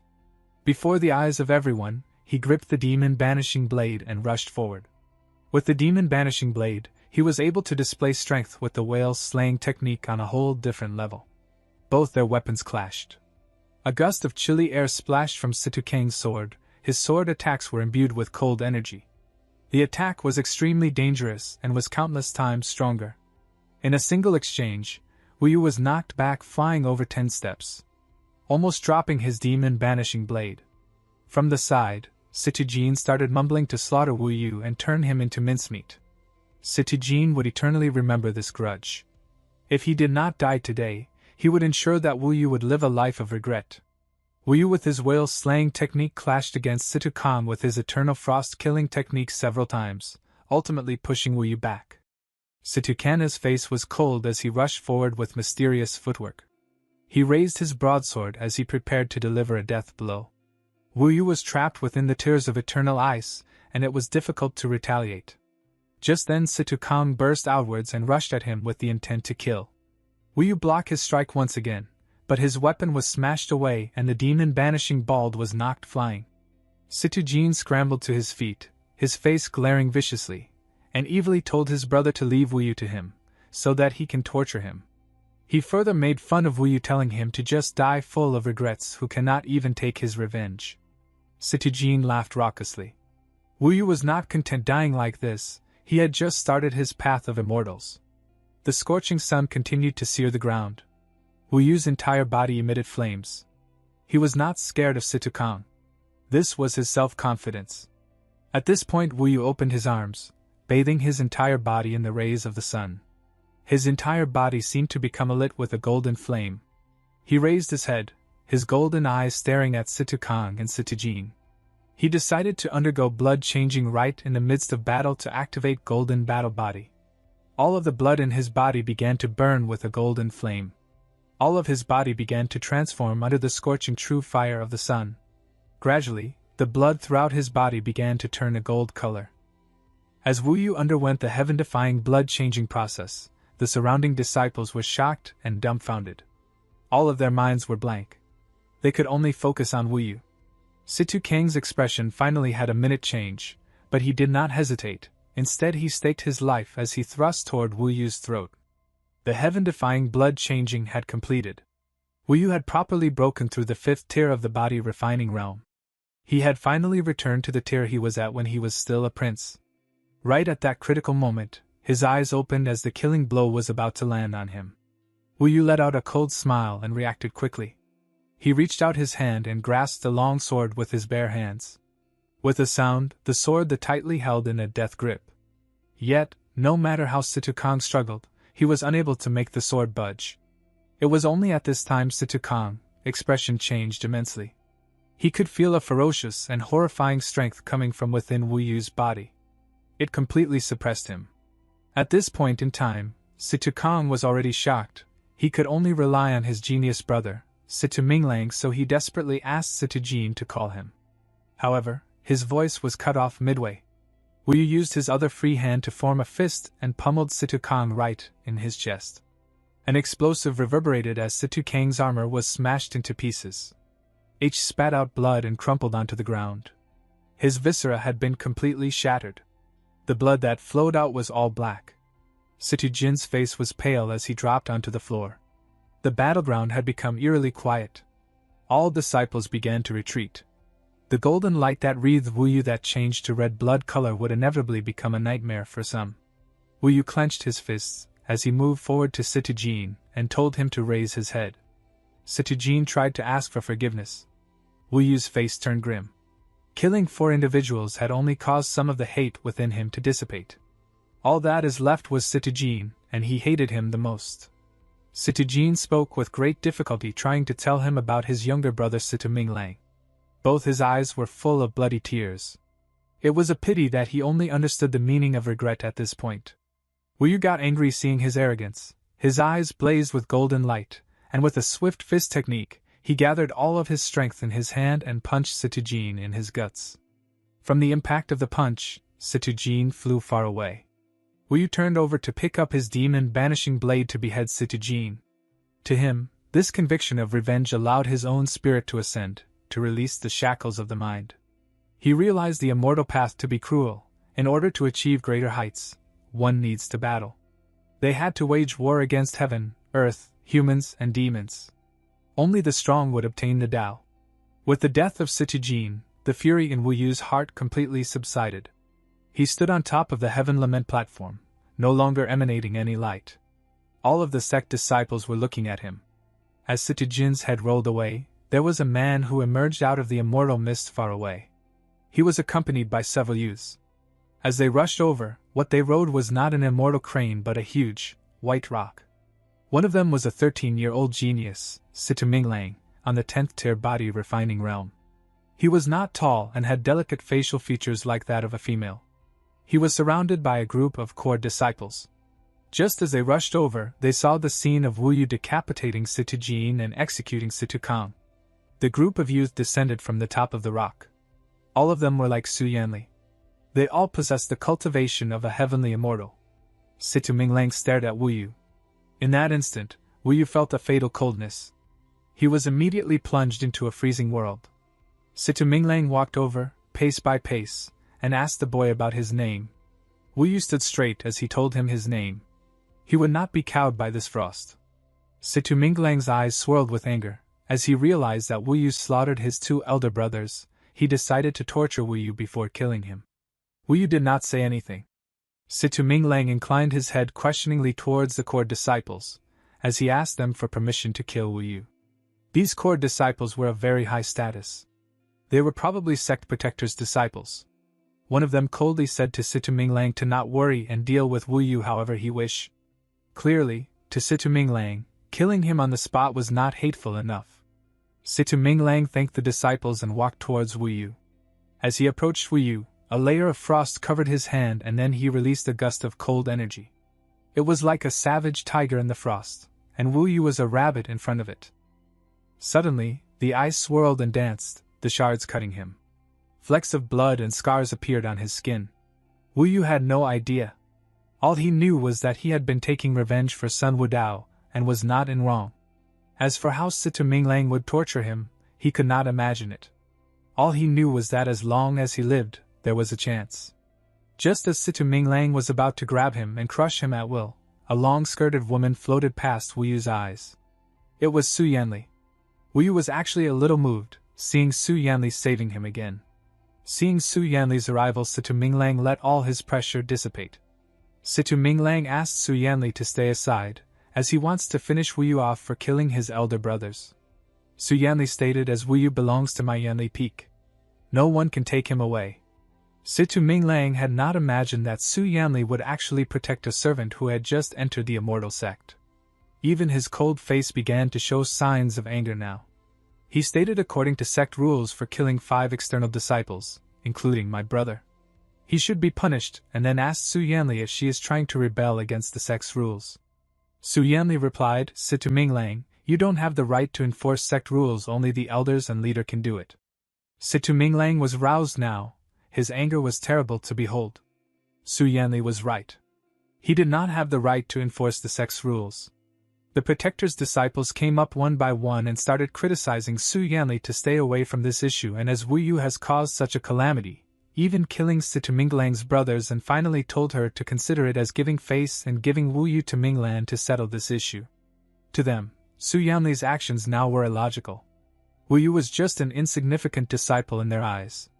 But perhaps she had set herself against them precisely because they were affiliated with the sect leader and sect protector. Su Yanli informed that sect leader is already being informed of the current situation. He will arrive shortly. These words stunned them. Sect leader Feng Shuya was the foremost person in the Heavenly Sword sect. He was a Jinan immortal of legends. Suddenly a golden beam of light descended from the skies, and a huge, golden sword floated in the air, pierced through the clouds. On the huge golden sword was a black-haired middle-aged man. Both of his hands were raised and his aura filled the heavens. Immediately everyone knelt on the ground. The sect leader's voice echoed in the space as he informed everyone that he know and understand all that transpired here today. Situ Minglang said composedly to the sect leader to let him handle Wu Yu, as he has killed 5 sect's disciples and violated the rules. Sect leader Feng Shuya was unperturbed by Situ Minglang, saying, the Situ Jin group has murdered a 100-year-old man. They had already lost the bearing of a martial cultivator. They were unfit to be disciples in Heavenly Sword sect. Their deaths are not regretted. Situ Kang helped the disgraced, and he did not die innocent either. He further said that disciples of the Heavenly Sword sect practiced the righteous path and immortal Tao. Situ Minglang had not thought that such a judgment would be passed. He was stunned. Situ Minglang knew if this continued, he would have no hold on Wu Yu. He tried to speak, but this objection stuck in his throat and was not voiced under the suppression of the sect leader. Feng Shuya further said that, as Wu Yu had killed 5 people in succession. Although those 5 were wrong, Wu Yu's methods were overboard. He then sentenced Wu Yu to be sealed for a year to reflect on his actions and correct his behavior. To Wu Yu all of this was more than he could process. Situ Jin and the rest, their death were not worth regret. And for himself, sealed for a year. 1 year in jail, although it was a punishment, in truth it was for his protection. He was deeply shaken and grateful. Situ Minglang in a fit of anger fought the pressure of the sect leader's power, and bit his words, telling the sect leader, how could Wu Yu be punished so lightly after killing 5 people? In the air, the Jinan immortal looked at him and threw his words back at him, telling him how could he become a Jinan immortal, he sides with evil. Each word of Feng Shuya cut deep into Situ Minglang's heart like a sword. Situ Minglang's face turned to Wu Yu as his eyes shimmered with the light of the hate, and told Wu Yu to enjoy his life for a year. Wu Yu was still in the joy that Feng Shuya had brought. But hearing Minglang's voice, he mildly replied to him that he will not be a match for him in a year. Wu Yu requested the sect leader for a favor, and Feng Shuya allowed him to speak. Wu Yu told him, Sun Wudao is like a father to me. I want to bury him and stand his stand watch. Please allow me to stay for 7 days. Feng Shuya permitted it. Just like that, Wu Yu returned to Yanli Mountain with Su Yanli, under the murderous stares of Situ Minglang and the rest. In the clouds, on the back of immortal crane, Su Yanli was whipped by turbulence, as Wu Yu called her. Su Yanli turned to look at him. Wu Yu thanked her from his heart. Volumes of gratitude were condensed in those 2 words. She reminded Wu Yu of her sister Princess Wu Wu. Su Yanli exhorted and replied to Wu Yu, "No need, but you must strive hard. Otherwise, I won't be able to protect your life in a year's time. Situ Minglang will not let you go. His future is too bright." But Wu Yu was confident in himself. So he calmly, "I will remember your advice and will strive hard to reach greater heights in a year's time." To Wu Yu, it was already heaven's intervention that had allowed him to live today, let alone be given a year. He was not afraid. He had confidence in himself to walk his path well. Upon returning to Yanli Mountain, Wu Yu buried Sun Wudao at the exact spot where Sun Wudao had once helped Wu Yu at. On the grave written, "Here lies Sun Wudao." Although the difference in their age was huge, Wu Yu still looked upon him as a father. Wu Yu knelt for 7 days and 7 nights. After Wu Yu left, Sun Wudao's grave shimmered with golden light. A golden hair floated out from the grave. It was not human hair, more like a beast's. The hair flew higher and higher until it was lost in the darkness. It seemed like a vague impression of a wrinkled, smiling face appeared.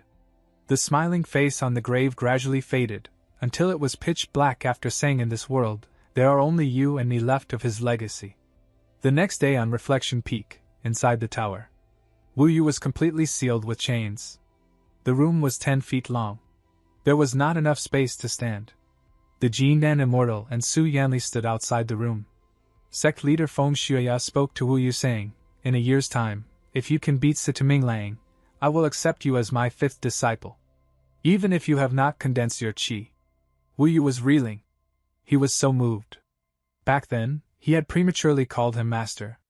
Who would have thought that his dream would come true today? Su Yanli smiled slightly and told Wu Yu to see him in a year. Su Yanli was ranked 4th in sect leader's disciple, so Wu Yu was happy to become the 5th one. The door of the sealed room shut. After leaving Wu Yu, Feng Shuya brought Su Yanli along with him and said from the front, "Yanli, you were right. The transformation that Wu Yu gained was even better than we had imagined. But his nature is not bad. I am willing to be his guide and shelter him. Furthermore, he takes relationships seriously, indeed a good man." Su Yanli said in a low voice to his master, "Master, you must be feeling pressure as the disciples of Sect Protector in these years are getting stronger and stronger." Feng Shuya gave a cold smile saying, "That woman, I know not where she comes from, but she is not worthy of my attention yet." Some days later, on heaven's lament clouds raced across the sky, and the eyes stretched out for 1,000 li. A servant's voice rang out in the skies saying someone succeeded in condensing their qi, and they further said, "It must be Situ Minglang who have ascended." Immediately, the Bipal mountain range was in an uproar. Someone important had descended on heaven's lament. It was a woman dressed in blue. She was the sect protector, Lan Huayun, also a Jindan immortal. The secretary protector's voice rang through the Bipal mountain range, announcing and telling Situ Minglang, "From this day forth, you are my 5th disciple." Minglang thanked her. On heaven's lament, Situ Minglang had awaited this moment for too long. Seeing the sect protector supporting him, his eyes burned thinking about the day when he will be able to take revenge on Wu Yu. Each year on August 15th, the Dong Yu Wu kingdom hold a celebration for their ancestors. Capital Wu was still as majestic as ever. On this day, it was livelier than ever. In front of the ancestral plaques, the new Dong Yu Wu emperor, Yuan Hao, as well as Express Dowager Yuan Shi, and other influential figures made an appearance. Yuan Hao was in a dragon robe. His eyes shone with ambition and hunger. Empress Dowager was even more striking. And not far behind was Princess Wu Wu, whose good name was known far and wide. Thousands of commoners looked on in admiration and respect at these noble figures. Emperor Yuan Hao was offering incense to the royal ancestors and spoke up, "Thanks to the heavenly emperor, thanks to the martyrs of our dynasty. Today, Yuan Hao thanks the ancestors, may the Dong Yu Wu kingdom live forever." Many commoners hailed praise. One of them said, "So this is Emperor Yuan Hao. He really looks impressive." In the corner, a man in tattered clothes gave a cold laugh saying, "This is called impressive. Looks like a little wuss." You have never seen Prince Wu. That is a real hero, one who raised the country. This Yuan Hao is not even worth one of his hairs. Back during the chaos, Wu slayed all the enemies. And this Yuan Hao does not even dare to kill a chicken. From beside, a matron had heard his mutterings and said, "You dare to say something like this? That's blasphemous." The tattered man replied, "So what if I dare to speak up? Yuan Hao is trash, and the Empress Dowager, wherever she emerged from, she is a cheap woman." Obviously, they set up Prince Wu along with immortal Hao Tian to take over the kingdom. What is the commotion? Yuan Shi's painted red mouth was set with discontent. The years had not yet left any marks on her body. A servant rushed over and said, "Empress, someone is causing a fuss and Prince Wu was mentioned." She smiled coldly, saying, "Take him and dismember him with 5 horses and announce to the kingdom whoever mentions Prince Wu again will have their family line erased." The servant desperately spoke up, saying, "Empress, today is a festival. Will such bloodshed not anger the ancestors?" Yuan Shi laughed lightly and ordered him to take them out of the capital and then dismember them. At this moment, Emperor Yuan Hao had finished giving thanks to the ancestors and walked over. After settling down, he spoke up, saying, "Sister Wu, do you know in the Eastern Island, a bunch of people have emerged to untie all islands and established a nation?" Wu replied, saying, "I have heard about it. They are a bunch of thieves and that is all." Yuan Hao smiled slightly, saying, "Don't say that. Since they have established a nation, then they are with us, and we need their aid to expand our nations. They are willing to form an alliance with us." Princess Wu replied, "It is a national affair and does not concern me, so His Highness need not inform me of this." Empress Dowager laughed again, saying, "It does concern you. Yuan Hao said the East Nation Emperor wishes to take you as his wife and unite 2 nations through marriage." Princess Wu upon hearing it said in a frosty tone, "That murderous king, thug, who will stop at no evil." Yuan said while smiling, "Exactly. It is said the East Nation Emperor is strong in the martial way." He thought that Princess Wu had been cowed. At this moment, Princess Wu smiles and said, "Very good. Marry my corpse to this evil king to make your alliance." She stared at Yuan Hao and said, "Alliances with tigers and wolves will be the downfall of the nation. Yuan Hao, you are a failure as an emperor." Having said that, Princess Wu rose and left without a backward glance. Yuan Hao trembled with fury. He raged and said, "That wench cannot even see the situation. I will make her pay for it." But Yuan Shi, while consoling Yuan Hao, said, "Don't worry, I have many ways to make that stubborn marriage docilely." Yuan Hao gave a cold smile, agreeing with her mother. In the Heavenly Sword sect, the Reflection Peak sealed room was completely sealed. One ate, drank, and excreted all within the place. A year's time did not daunt Wu, because to him, it was a time when no one could disturb him.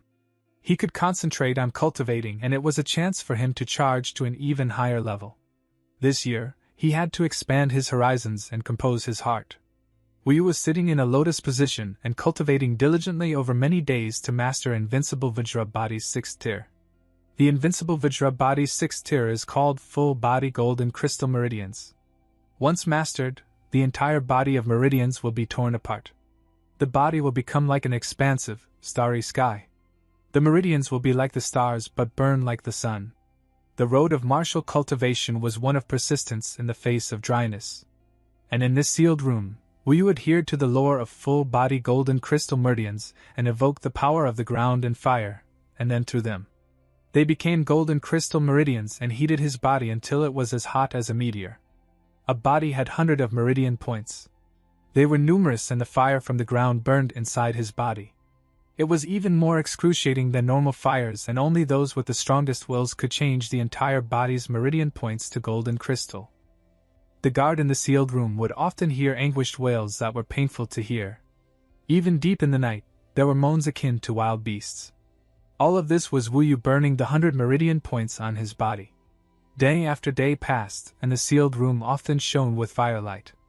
After 130 days, Wu finally managed to break open all the meridian points in his body. It was the first time he had achieved the opening meridians tier. At that moment, there were hundreds of meridian points all over his body, which shone like the sun in the darkness. They were dense and, although small, shone intensively. The entire steel room glowed red from the heart. Especially those eyes. On his back, the Salvastika symbol became even more scorched.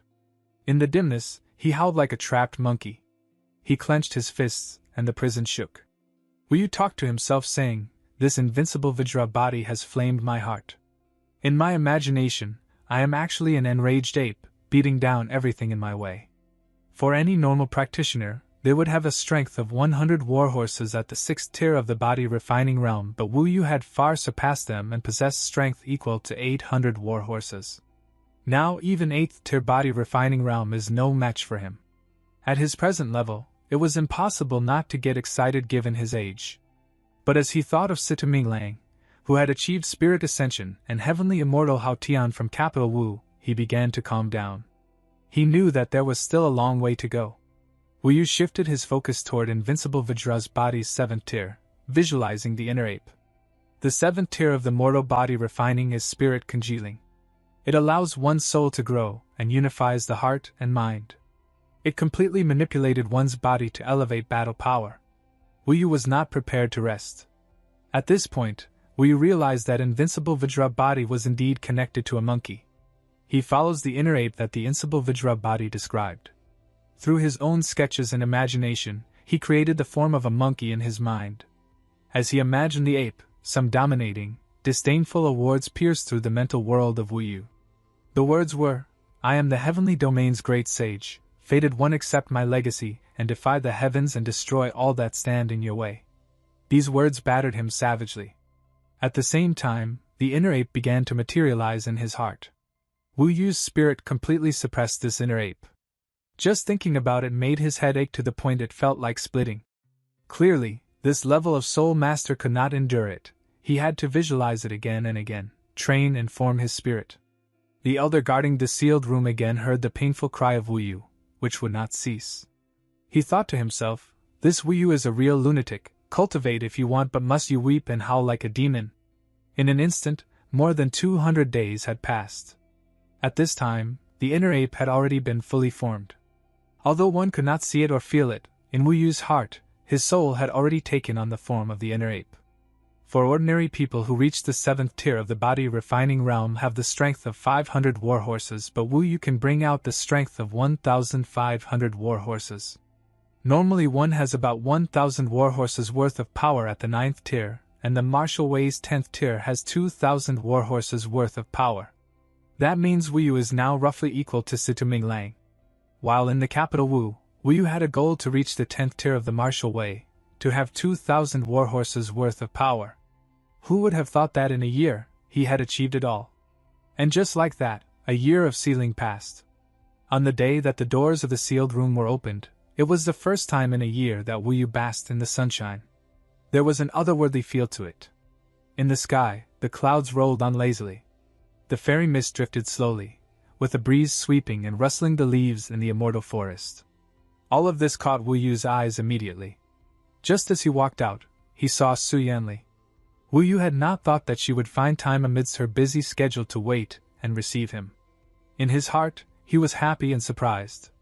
Coming down from her crane, Su Yanli gave a smile as she congratulated Wu Yu for finishing his punishment. In the air, she pressed the golden-edged secret manual into Wu Yu's hands, saying, "This is a supreme-grade martial art that sect master has given you. You can practice it when you have time. It has similarities to the swordwork you used previously but is much stronger." Wu Yu was overjoyed. Presently, Whale's slaying sword of the eastern seas was already insufficient for him to evoke his power. He was exactly lacking in a technique, and he had not expected Feng Shuya to already foresee that. The manual contains a technique called Golden Inferno Dragon Slayer Art. The 5 large words were emblazoned on the manual, encircled by a mystical dragon. Wu Yu was excited about getting the technique. He quickly thanked Su Yanli and asked her to thank Sect Master for him. Su Yanli gave over the sword manual, and while turning away told Wu Yu, "I look forward to the day you become my junior brother." She rode her immortal crane and advised Wu Yu to practice hard to counter Sita Minglang in the future, as he had already reached spirit condensing realm. As she rode her immortal crane away, her figure, alluring as an immortal in a picture, vanished in the clouds. Wu Yu decided to seclude himself from harsh training to master this technique to counter the future challenges he will be facing. But Wu Yu did not care, nor was he afraid. Later, he rode his immortal crane, flying over the Baipo mountain range until he reached Yanli Mountain. He stopped in front of Sun Wudao's grave, to spend some time with Wudao. The crescent moon's dim light filtered down. There was a ghostly feel all around. Wuyu stood up and took out the Golden Inferno Slayer art that Su Yanli had given him and seriously began to train it. This way, Sun Wudao could personally see his progress. Whale's slaying sword is only a middle-grade art. Its moves are simple and shallow. It is not enough to handle my power. And this Golden Inferno Dragon Slayer art is a more powerful, supreme-grade martial art. Bearing this in mind, he began to study even more seriously. Briefly pursuing it, he discovered that it was a very good fit for him. Wuyu was engrossed in this martial art. As he was deeply engrossed in the learning, he forgot where he was. He realized that it was the perfect complement for his invincible Vajra body. The more he read and trained, the more shaken Wuyu was. He was more and more immersed. Being paired with a martial art that seemed to be made for his existence, his cultivation and mastery rate were uncommonly quick.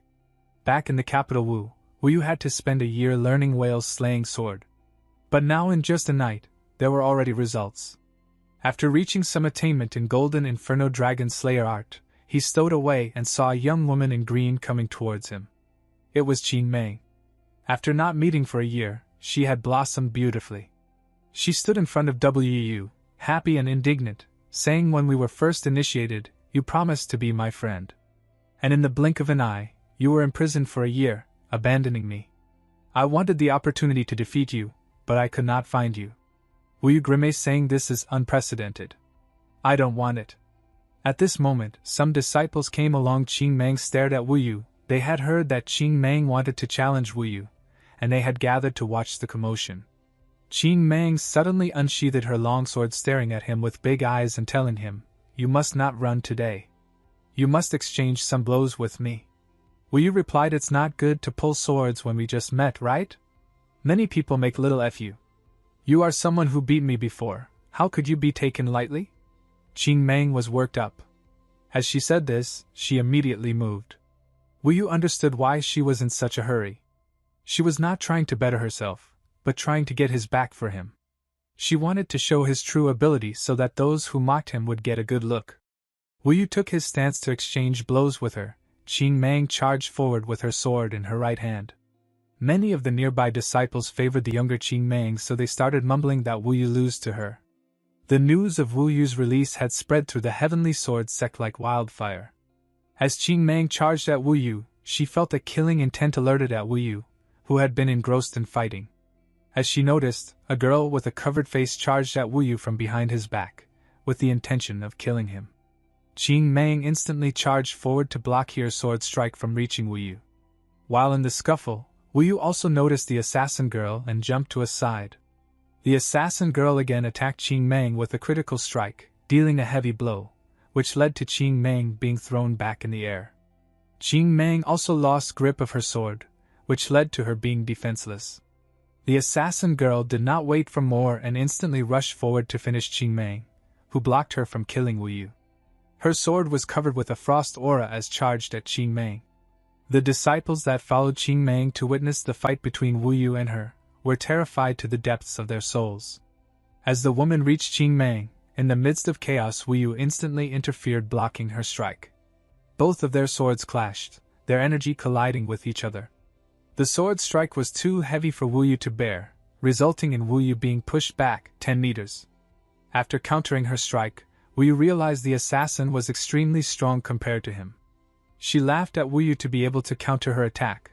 Before assassinating him, she thought it would be easy to kill a servant, who just became an external disciple a year ago. She also intended to steal the spirit condensing pill after killing Wuyu, to condense her chi. The disciples besides Qin Mang were amazed by witnessing the strength displayed by Wuyu.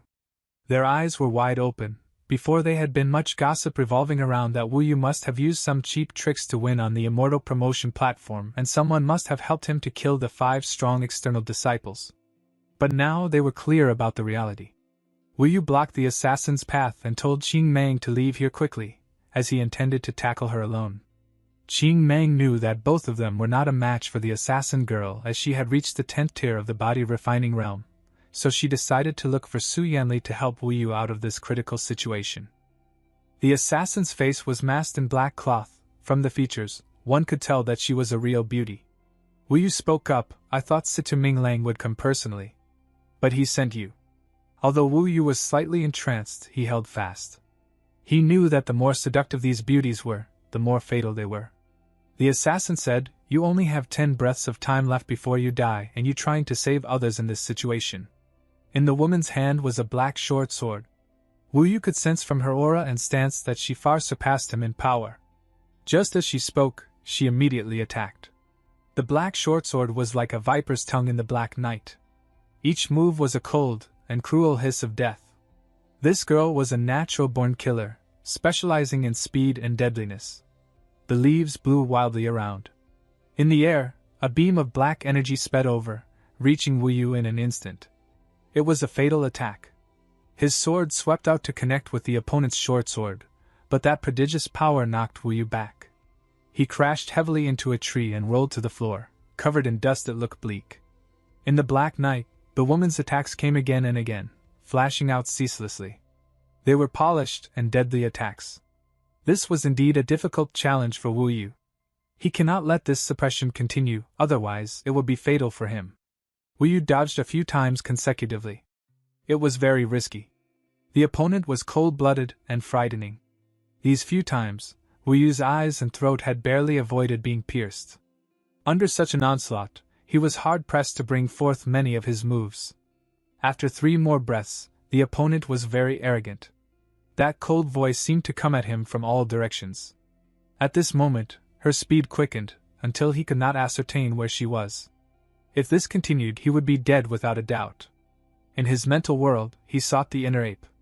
That dominating monkey king sat firmly in the center of his mind, stabilizing it. When his energy welled until a maximum and actually began to compromise the opponent's attack, Wu Yu attacked. He had not acted until now, but the moment he did, he used the Golden Inferno Dragon Slayer art that he had just spent half the day practicing. Although it was just the first move, this was still the sword skill that Feng Shuya personally created. The demon banishing blade swept out. Scorching, golden flames raged intensely, piercing the darkness with just one slash. It swept out horizontally, just as the woman leaped in for the kill. Wu Yu's mind and body were one. The black short sword in the woman's hand had actually been sent flying by Wu Yu. She had been too confident, which was why such a mistake had happened. At this moment, she could only retreat. Her lithe body weaved and ducked through Wu Yu's slashes. The golden longsword flashed out, sending flames to illuminate the dark night. While the opponent was reeling from the surprise, Wu Yu found his chance.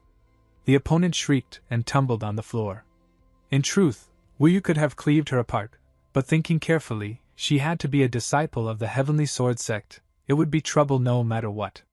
Therefore, he had turned his blade at the last moment, using the blade to score the enemy. Get out. Next time, ask Situ Minglang to come himself. Wu Yu aggressively told her with blazing eyes. Wu Yu only thought to continue practicing the sword. The girl bit her lip, with her eyes large. She was not satisfied, but she was unable to continue fighting. She crawled to her feet and retrieved her sword. She threw him a reproachful glance, saying resentfully, "How cruel of an attack. Do you not know how to cherish beauty with a soft hand? Get out." Wu Yu stared at her. After defeating her, she was now pouty, with a more seductive look in her eyes. At this time, she turned away to leave, but her hand was retrieving a golden talisman out of his sight. The girl laughed loudly, turning back. She tore the golden flame talisman and hurled it at Wu Yu. Although it was a paper talisman, it flew like a secret weapon, exploding in front of Wu Yu's eyes. After the golden flame talisman exploded, a golden fireball the size of a palm blossomed. In that instant, it smashed into Wu Yu's body. The surging flames coated Wu Yu's entire body. It incinerated his entire body, including his clothes. He was completely burnt in an instant. The girl's expression had changed. She was extremely pleased, screeching with laughter at the side. She had personally witnessed Wu Yu devoured by the flames. She could not be bothered to watch more. In her mind's eye, he was already ash. There was nothing more to see. She turned to leave while saying, "To have insulted Situ Minglang, you deserve this fate." The golden flame talisman is such a precious object, and it was wasted on you. Suddenly the flame shot up and the area was lit with brilliant firelight. Then the fire disappeared too quickly. That was strange. The girl was shocked. She turned back to see a completely unharmed Wu Yu. He lifted his hands with power and aggressiveness that were more intimidating than before, with a raging fire in his eyes. The girl had witnessed the most illogical thing in the world. But she did not have much time to be surprised. A bolt of golden light flashed past. The iron-like fingers were locked in a death grip around her throat, lifting her body. The tender skin and flesh of her throat were scorched black in an instant. She had not at all expected to die. But now her life was within Wu Yu's hands. At such a moment, she thought quickly. She used all her strength not to struggle, but to tear off her own clothes. She said as loudly as she could, Wu why, from now on I am yours, do as you please with me, but don't kill me. Wu Yu stared at her aggressively, and in a moment snapped her neck and threw her on the ground. The fire from the talisman had helped Wu Yu to reach Invincible Vajra Body's 8th tier, Agile Rock Body. Now he has reached the 8th tier of the body refining realm. He could feel the colossal power in his body. Now he have power worth 3,000 war horses. His heart was at peace. As the body of the girl burned down, Su Yanli came down from her immortal crane to help Wu Yu. She spoke to Wu Yu saying, you really went through body rebirth. Although you are older than Situ Minglang, your progress this year is many times that of his. Wu Yu was still not clear, as after condensing one's chi, how much stronger would one be? So he asked Su Yanli if he can defeat Situ Minglang in his current form. Su Yanli shook her head saying, using warhorses as a gauge of power is the currency in the martial world. After condensing one's chi, one has entered immortal Tao and cannot go by the same measure anymore. However, Situ Minglang had only condensed his chi. If you really wanted to count, he would have around 5,000 warhorses worth of power. Wu Yu thought to himself, seems like I have to ascend one more tier to be his opponent. Su Yanli further explained to Wu Yu, the current matter related to the assassin has passed, and no one will pursue it. But Situ Minglang had not come to find you so far not because he has forgotten his grudge, but because he is preparing to contest for the Immortal Kingdom's supervisor. After he succeeds, you will be in danger. The title of Immortal Kingdom's supervisor caught Wu Yu's interest. Wu Yu pursued the issue, and Su Yanli briefly described the role of the supervisor, as well as rewards. Su Yanli further explained to be an immortal protector of the mortal kingdoms is probably the only chance to go out of the sect. This news was a bomb on Wu Yu. He thought to himself, Immortal Hao Tian must be an immortal supervisor who had served a bit longer. Wu Yu hurriedly asked Senior Sister Su, I would like to ask. Is the Dong Yu Wu kingdom among these nations?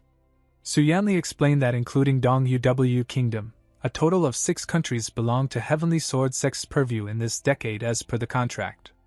To Wu Yu, this was too important. This meant that Heavenly Immortal Hao Tian would soon return to his sect, and he could only meet him if he become an immortal protector of the Wu kingdom. He hurriedly said, Senior Sister Su, I want to become WU Kingdom Supervisor. Su Yanli immediately shook her head and said, Unfortunately, I believe that it is not possible. According to the rules, only those who have condensed their chi and are core disciples can become Immortal Kingdom's supervisor. Wu Yu was not concerned with these rules. He quickly explained his situation about being a crown prince, and then asked again. Wu Yu knew that by relying on Su Yanli's connection, this task could be completed easily. Seeing how firm Wu Yu was about this and coupled with his immense animosity and desire for revenge, she replied. The first point is Situ Minglang will also be part of the selection. If he were to learn that you were participating, he would use his connections to ensure that you will fight him. The second point is if you do become a supervisor when you arrive at the Wu Kingdom, the Zhongyuan Dao sect's representative will definitely provoke you.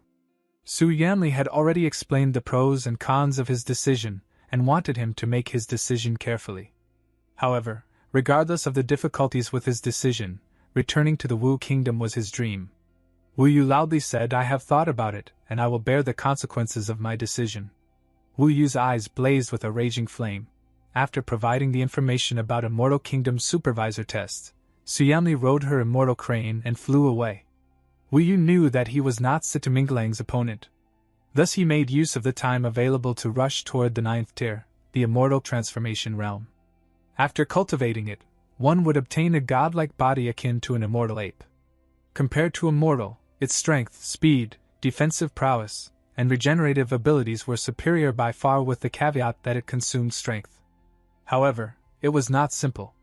Wu Yu had pondered over it for quite a bit of time but did not get to some point. He had a feeling that he was lacking something important. Frankly speaking, Wu Yu knew that he was not Situ Minglang's opponent.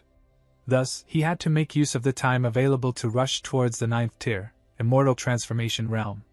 On the next day, Wu Yu rode his immortal crane and flew into clouds, crossing over half the Bipal mountain range before finally arriving at Myriad Treasures Valley. Looking from above, Myriad Treasures Valley was full of bright lights and was bustling with life. Numerous treasures were being exchanged in this place every day. This was the place that the disciples most wished to visit. A few smaller stores had servants running them, while more important ones had core disciples in charge of them. The valley was too large. After exploring it for half a day, he had only covered just 1/10 of it. Yet Wu Yu did not find any treasures that could help him in ascending to the 9th tier. Just as he decided to leave, he was still pondering over the immortal ape transformation.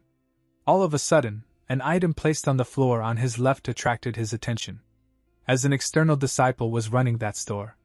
The fruit was emanating a faint fragrance, and seemed to be a spiritual fruit. However, it did not seem to be of a particularly high grade. Yet what was striking was that this fruit looked very much like a monkey's head. It possessed a shape that looked like the fruit had eyes and a nose.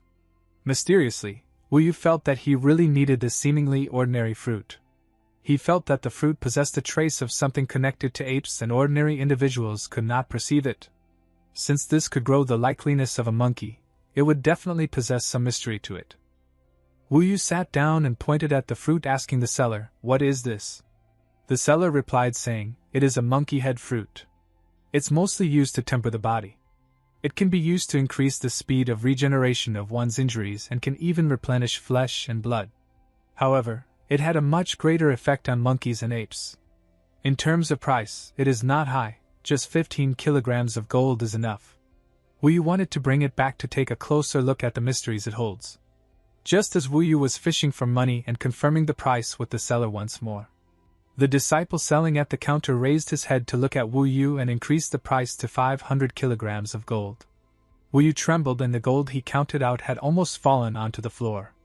Compared to the previously quoted 15 kilograms of gold, the difference was just too large. He had not brought that much gold out, to begin with. "I did not hear it wrongly, did I? Is this not a monkey head fruit? It is worth at most 15 kilograms of gold." "What do you mean by 500 kilograms? Wu Yu said in a displeased fashion. The disciple replied, "As I said, if it is you, it is 500 kilograms of gold for a fruit."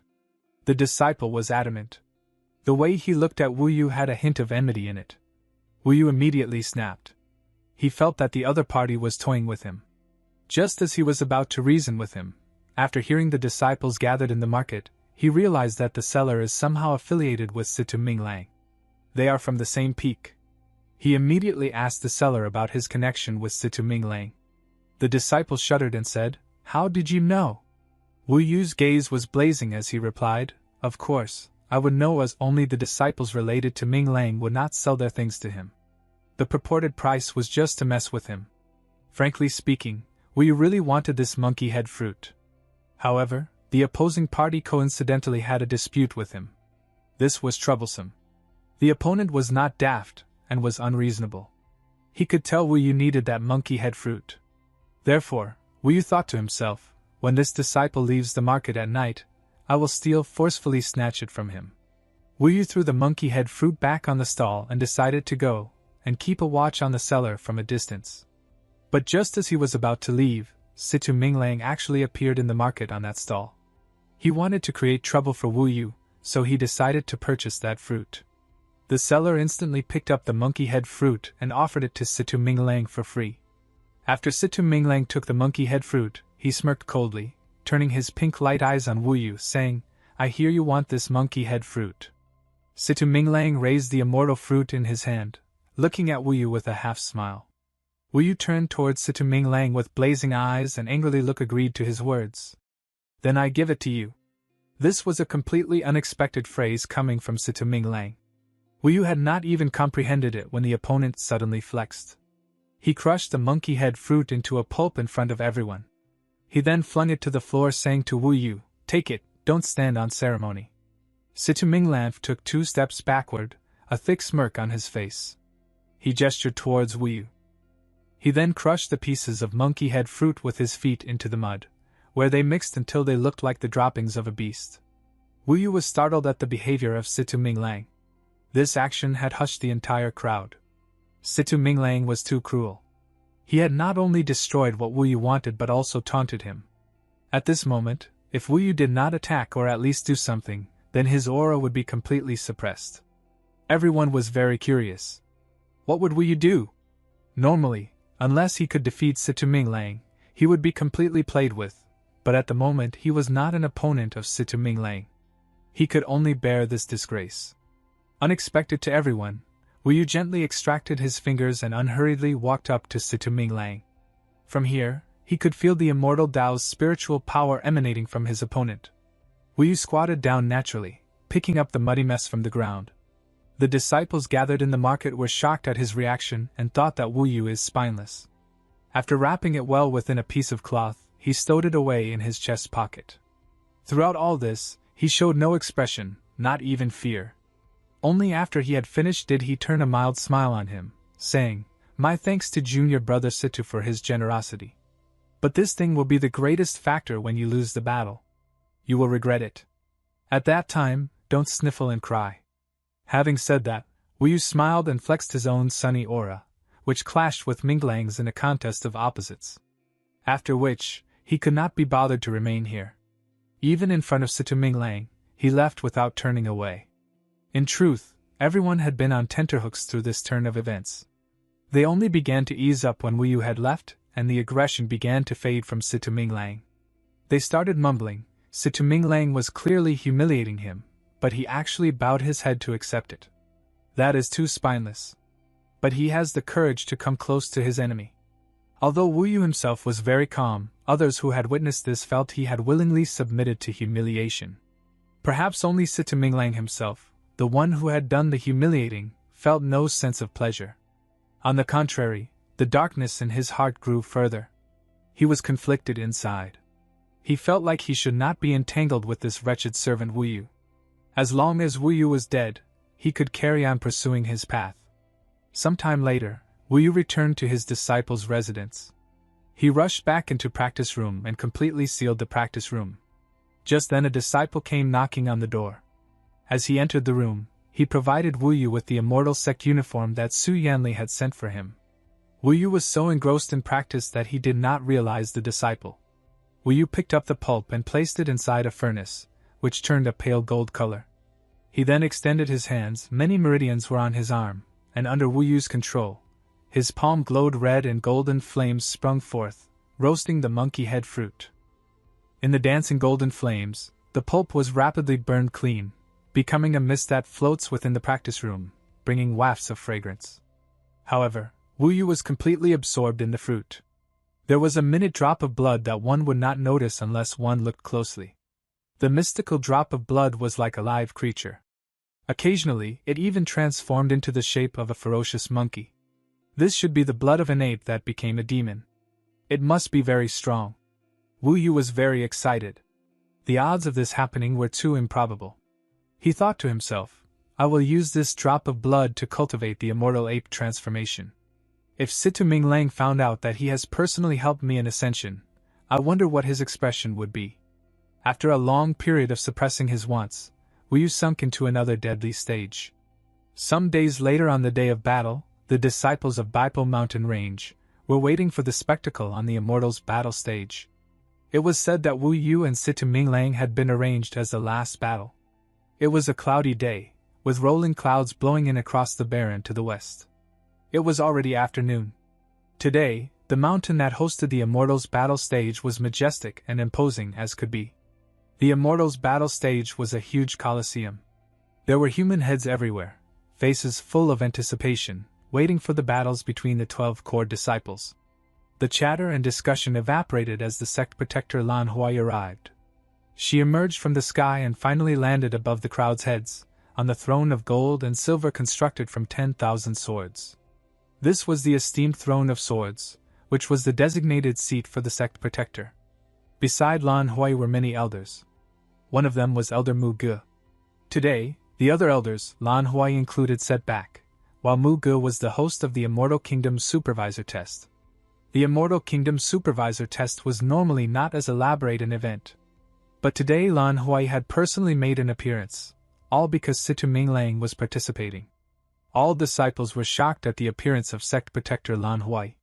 Within the crowd, a black-robed Situ Minglang was laughing and chatting with disciples.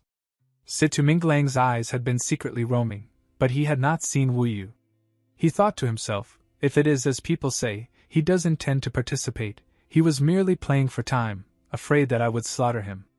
Situ Minglang laughed coldly to himself.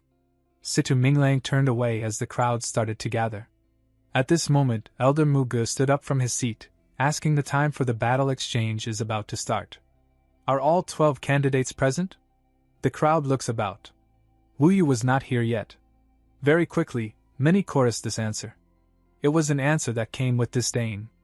Wu Yu's absence affirmed the disciples' suspicions that he was afraid of being slaughtered by Situ Minglang. Elder Mu Ge surveyed the crowd, finally locking on to Su Yanli. He spoke clearly, Miss Yanli, you are on good terms with Wu Yu. Go and invite him here, to stop holding up the time. He naturally knew that Wu Yu would not be absent because he feared death. I understand Su Yanli was preparing to do so as well. This was a special day for Wu Yu.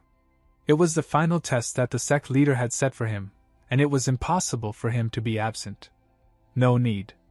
At this moment, a powerful voice rang out from the sky. There was an immortal crane floating in the sky. The crowd looked up. They got surprised as they noticed Wu Yu riding the crane to the immortal battle stage. He jumped down from the crane, slamming on the stage in front of Situ Minglang. His body was fully covered with golden flames. Now that his agile rock body was cultivated, under the setting sun, one could see just barely the golden veins and roiling blood. His golden bones were glowing and his entire body was covered in golden crystal meridians. Instantly numerous gazes turned to focus on Wu Yu. Everyone was in shock, witnessing the appearance of Wu Yu. They thought to themselves, due to the arrogance of Wu Yu, he will be slaughtered today at the hands of Situ Minglang. And Mo Shu, the third disciple of Feng Shuya and Su Yanli, looked at Wu Yu with anticipation. Their faces were glowing watching their future junior brother on stage. And Mo Shu suddenly turned serious and addressed Wu Yu gravely, Junior brother, don't disgrace my master. If I were you, as long as I survive on that stage, then all honor is saved. On the stage, Situ Minglang arrogantly spoke up, Wu Yu, that day you picked up trash I left on the ground, do you remember your shame? Situ Minglang had waited for this chance to vent his hatred. It was unbearable. Situ Minglang, that day, I slaughtered your two brothers but walked away without anything happening to me. Do you remember how glum you were? Wu Yu's words were delivered calmly. Situ Minglang was too naive. Such pre-battle taunts were nothing to Wu Yu, who had been training on the battlefield for a long time. The moment he said it, all the composure that Situ Minglang had carefully built up was shattered, and only his raging anger was left. Situ Minglang seethed and the disciples could feel his fearsome spiritual power. Situ Minglang really could not resist. This young demon stood before Wu Yu and recited a chant. In a trice, an immortal treasure appeared. It was a hardened spirit sword. A blue light flowed along the keen, gleaming edge. When it clashed, the blue light spat out thunder and lightning that lingered on the blade, creating loud cracking sounds. When Situ Minglang held the blade, electricity coursed through his body. In an instant, his black hair flew wildly. He looked awe-inspiring. Wu Yu had heard that in the year Situ Minglang had secluded himself, he had not only succeeded in condensing his chi but had also cultivated the art of lightning control. Situ Minglang suddenly raised his head. He stared at Wu Yu and charged without a word. He started chanting a Dao technique, heart-piercer lightning, while grasping his sword in one hand. Halfway through, he finished chanting, tapping the lightning rod blade. In that instant, it seemed like he had limited spiritual power, which manifested on the long sword. The electricity on the blade was amplified by 10 times. Situ Minglang used his dominating power to charge forward with lightning-quick footwork. He lunged straight for Wu Yu's heart. In comparison, Wu Yu was taller and was looking down on him. One who had condensed their chi could control chi. Dao techniques and immortal treasures combined to be a definite walkover, and the Heavenly Sword sect disciples could basically predict that this was a sure kill. Wu Yu's counter seemed effortless. He simply lifted his sword in both hands and swept it out. He loudly calls out, sweeping Golden Inferno. The Golden Inferno Dragon Slayer art that he had mastered recently was used. The sound was deafening, as though an avalanche had occurred. It rumbled everyone's eardrums and knocked the sense from their brains. In that instant, all they could see was Wu Yu's sword sweeping out, trailing embers. The incomparably aggressive blow landed on the lightning rod blade and immediately exploded with inhuman power. Situ Minglang and lightning rod blade were sent flying more than 300 feet. Situ Minglang flew. In the setting sun, the demon banishing blade gleamed, and the youth was glowing with golden light from his entire body. The picture left the entire immortal battle stage silent. Even a single pin drop could be heard clearly. Even Lan Hui's gaze wavered for a moment, and the look in her eyes started to change. Or perhaps now she started to understand why Feng Shuya had taken Wu Yu under his wing. The silence extended, until Situ Minglang landed on the floor. He almost did not manage to execute a recovery roll. Such a scene was just too unexpected. It was true that the drop of blood from monkey head fruit had helped Wu Yu train day and night. He had entered the 9th tier, and now he has 5,000 warhorses worth of power, far surpassing Situ Minglang in terms of power alone. Of course, Wu Yu was not arrogant. Before, Situ Minglang had not treated him as an opponent, and now that he had tasted pain, he would enter a berserk state, given his personality. As expected, Situ Minglang was chafing and he spat a mouthful of blood. Then he hefted his lightning rod blade. He raised his angry eyes to the sky and executed marvelous footwork. He shouted, "The power of the sky is boundless, and the immortals rule all. Lightning and thunder, hither to my blade." Instantly, the sky darkened and the debris flew. Wu Yu raised his head in shock. He could see that the clouds had already become inky black and the thunder is roaring out. And then he saw a coarse lightning snake slithering through the clouds. It bore the ultimate killing intent. Situ Minglang spoke, "The art of lightning control will leave you without even a corpse." As the weather changed, Situ Minglang's mouth curled in a cold smile. The lightning rod blade was already pointed at Wu Yu. A voice rang out, "Die." Situ Minglang laughed loudly within the crackling electricity. His long sword gathered the lightning. In the instant that he pointed it at Wu Yu, the sky rang with an explosion. As he lifted his head, an electric snake could be seen lunging out from the clouds. The brilliant light was frightening, and it was at a speed that could be dodged. It reached Wu Yu's head. True elite Dao techniques were being displayed here, and the crowd was stunned. Before Wu Yu's eyes, that explosive electric snake had already reached speeds that could not be sensed. The speed of his dodge was far from this electric snake's speed. In that split second, all he could do was block his head with the demon banishing blade. The lightning clashed with demon banishing blade.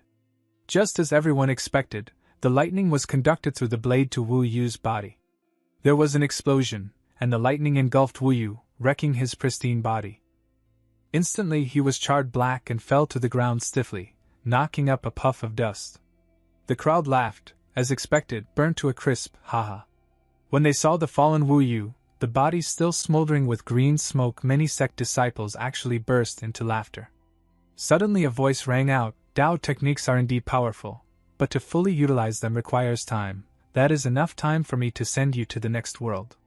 Gripping the demon banishing blade in hand, Wu Yu's power and energy returned anew. Not dead, Situ Minglang had thought him dead and was about to deal a supplementary move. Who would have known that he would be delivering a killing blow? In that instant, he lifted his sword. The demon banishing blade seemed to have a golden dragon circling it. A voice rang out, "Heaven-defying dragon slayer." Sword and dragon combined perfectly in Wu Yu's hand. With a flash of golden light, that sharp and powerful killing stroke, packed with heaven-defying will, reached Situ Minglang before anyone even realized it. Wu Yu's overwhelming, know what back had sprung a tinge of doubt in his heart. Calling the lightning needed time. He hurriedly changed his skill to protect himself. Lightning gathered shield. This Dao technique was very fast.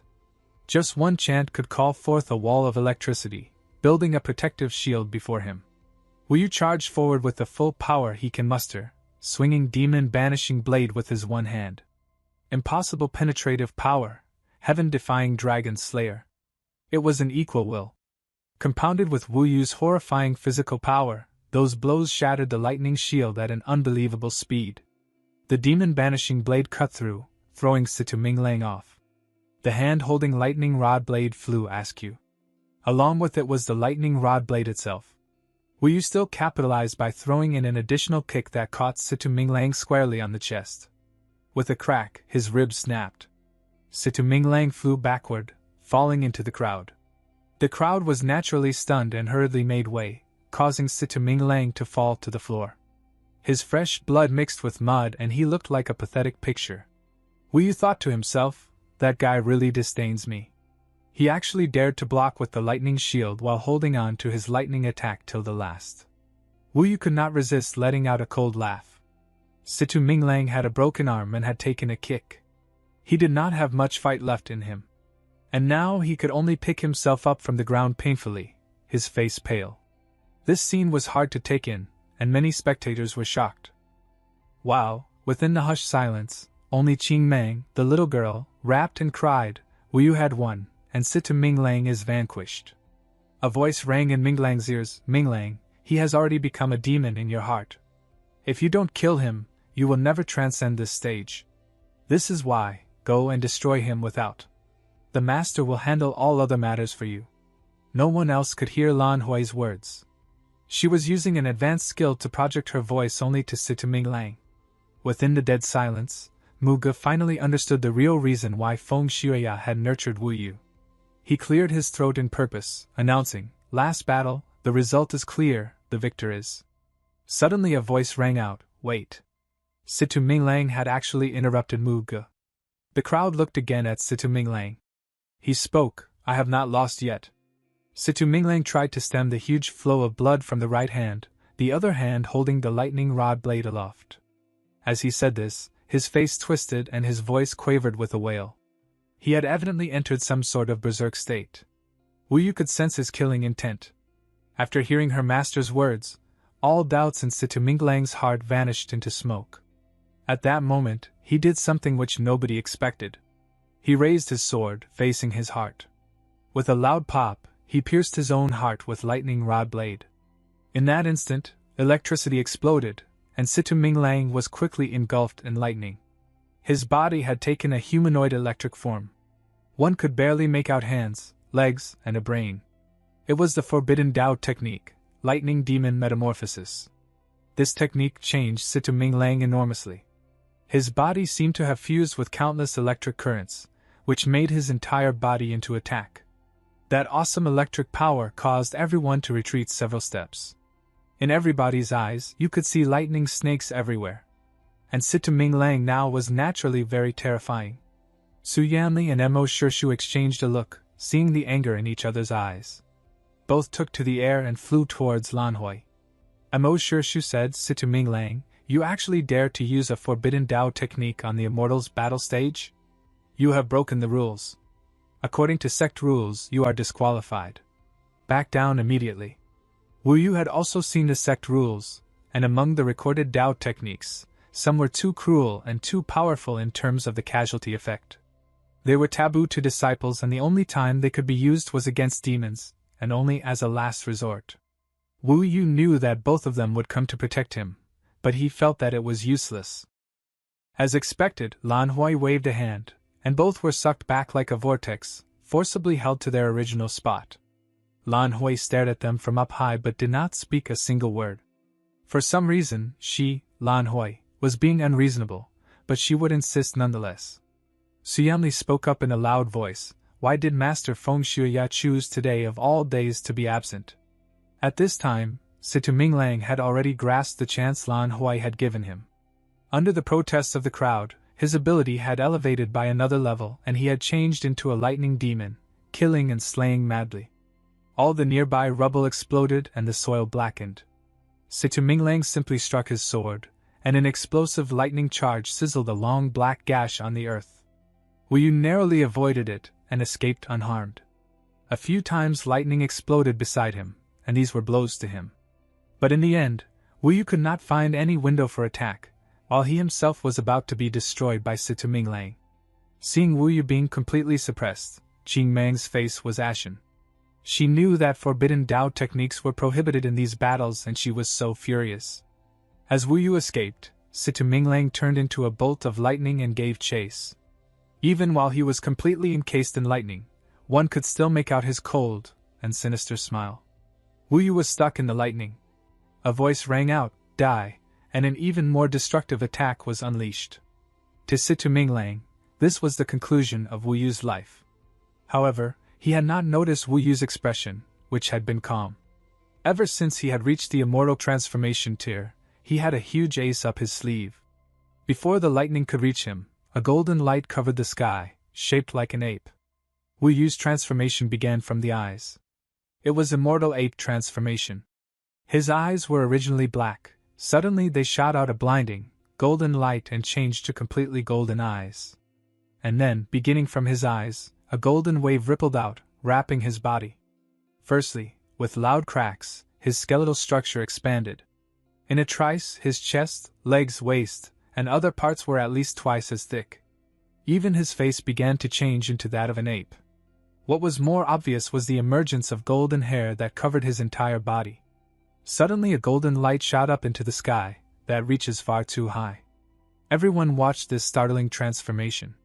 And then Wu Yu's whole body was hidden inside a ball of golden light, that was transforming him into an immortal ape.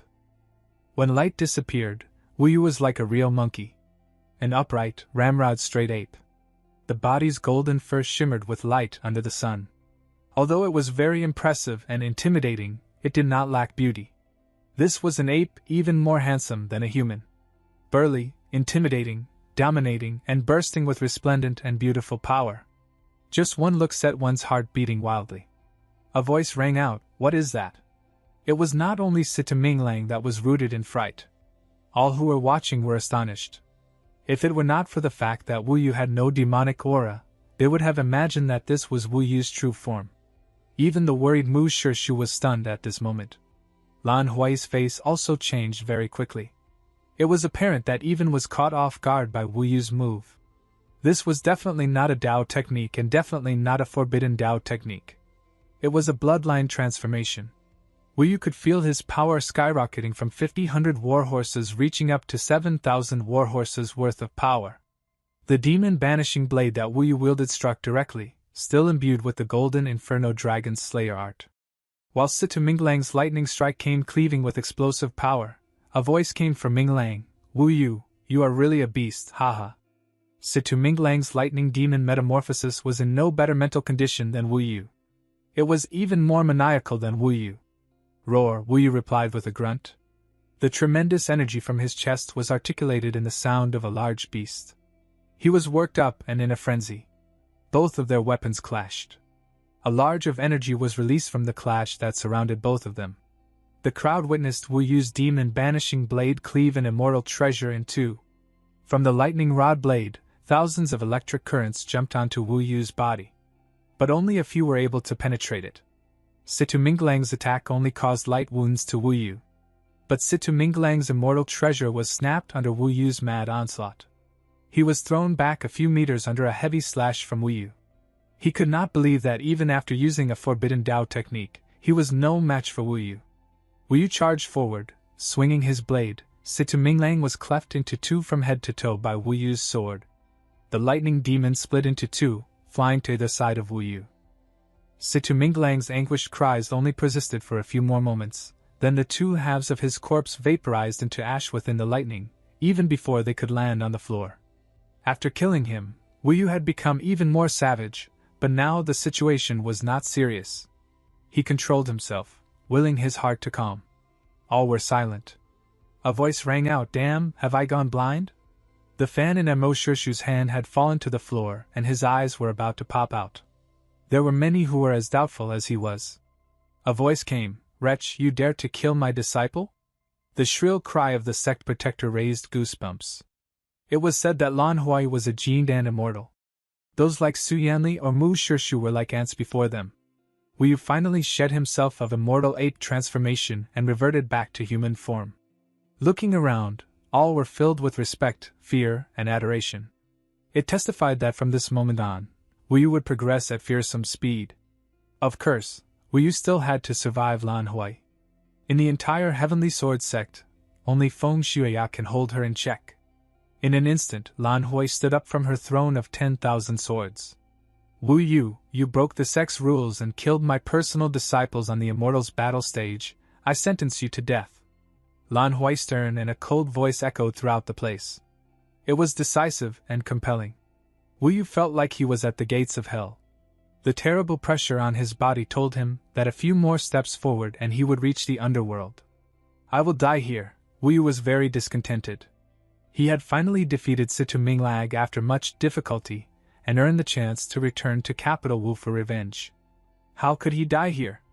Lan Hui used a technique that formed several swords in the sky. It looks as majestic as it can be. Wu Yu was pressed down on the floor under the pressure of Lan Hui. She released the swords to kill Wu Yu. Within Wu Yu's body, the blood of immortal ape bubbled, affecting his will. He clenched his fists tightly and gritted his teeth, unwilling to die. Suddenly a golden light materialized in the sky, and a huge sword cut through all the attacks of Lan Hui and landed in front of Wu Yu. The pressure that had been crushing Wu Yu vanished.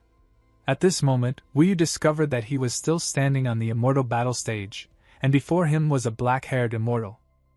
It was sect leader Feng Shuya. He said in a loud voice that echoed all over the place, Wu Yu, from this moment on, you are the fifth disciple of I, Feng Shuya. His hands were clasped, and he was facing off against Lan Hui. It looked calm, but only they knew how many attacks had passed. Wu Yu on your knees. At this time, Mo Shu and Su Yanli had flown over with quick steps. They reached Wu Yu's side and secretly signaled to him. Only then did Wu Yu respond. Feng Shuya had saved his life many times. To repay his grace was Wu Yu's goal. He was acknowledged as his master for life.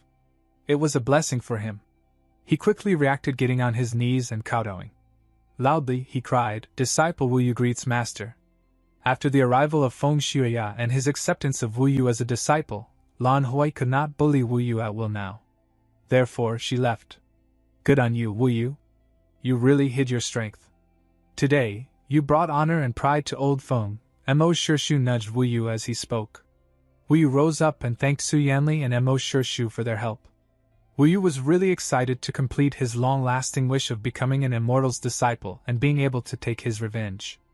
Feng Shuya turned around and his pair of eyes trained on Wu Yu.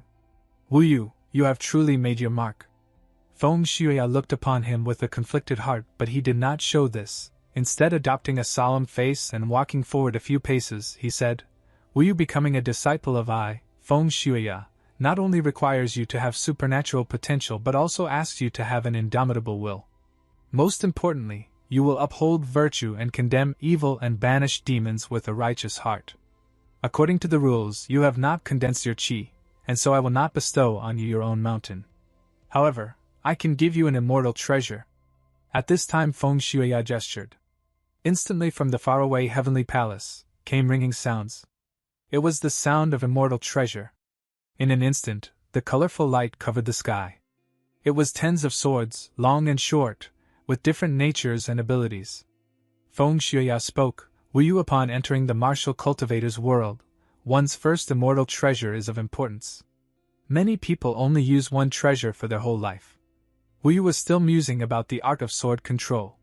Actually, Feng Shuya was letting him choose by himself in order to test him. The usually decisive Wu Yu was hesitating at this point. Wu Yu Feng Shuya was unsatisfied that he was so long to choose. Choose your immortal treasure. Feng Shuya prompted. Feng Shuya felt he was conflicted. He asked Wu Yu, what is going on? Wu Yu backed off a few steps, leaving the surrounding treasures, and then looked in confusion toward Feng Shuya. Feng Shuya was slightly exasperated now, saying, Why are you wishy-washy? These 81 immortal treasures have basically covered all affinities. How is it possible that none of them suit you? In the face of Feng Shuya's accusing looks, he raised his head and said with conviction, Master, you are right. Out of these 31 immortal treasures, none of them is my first choice.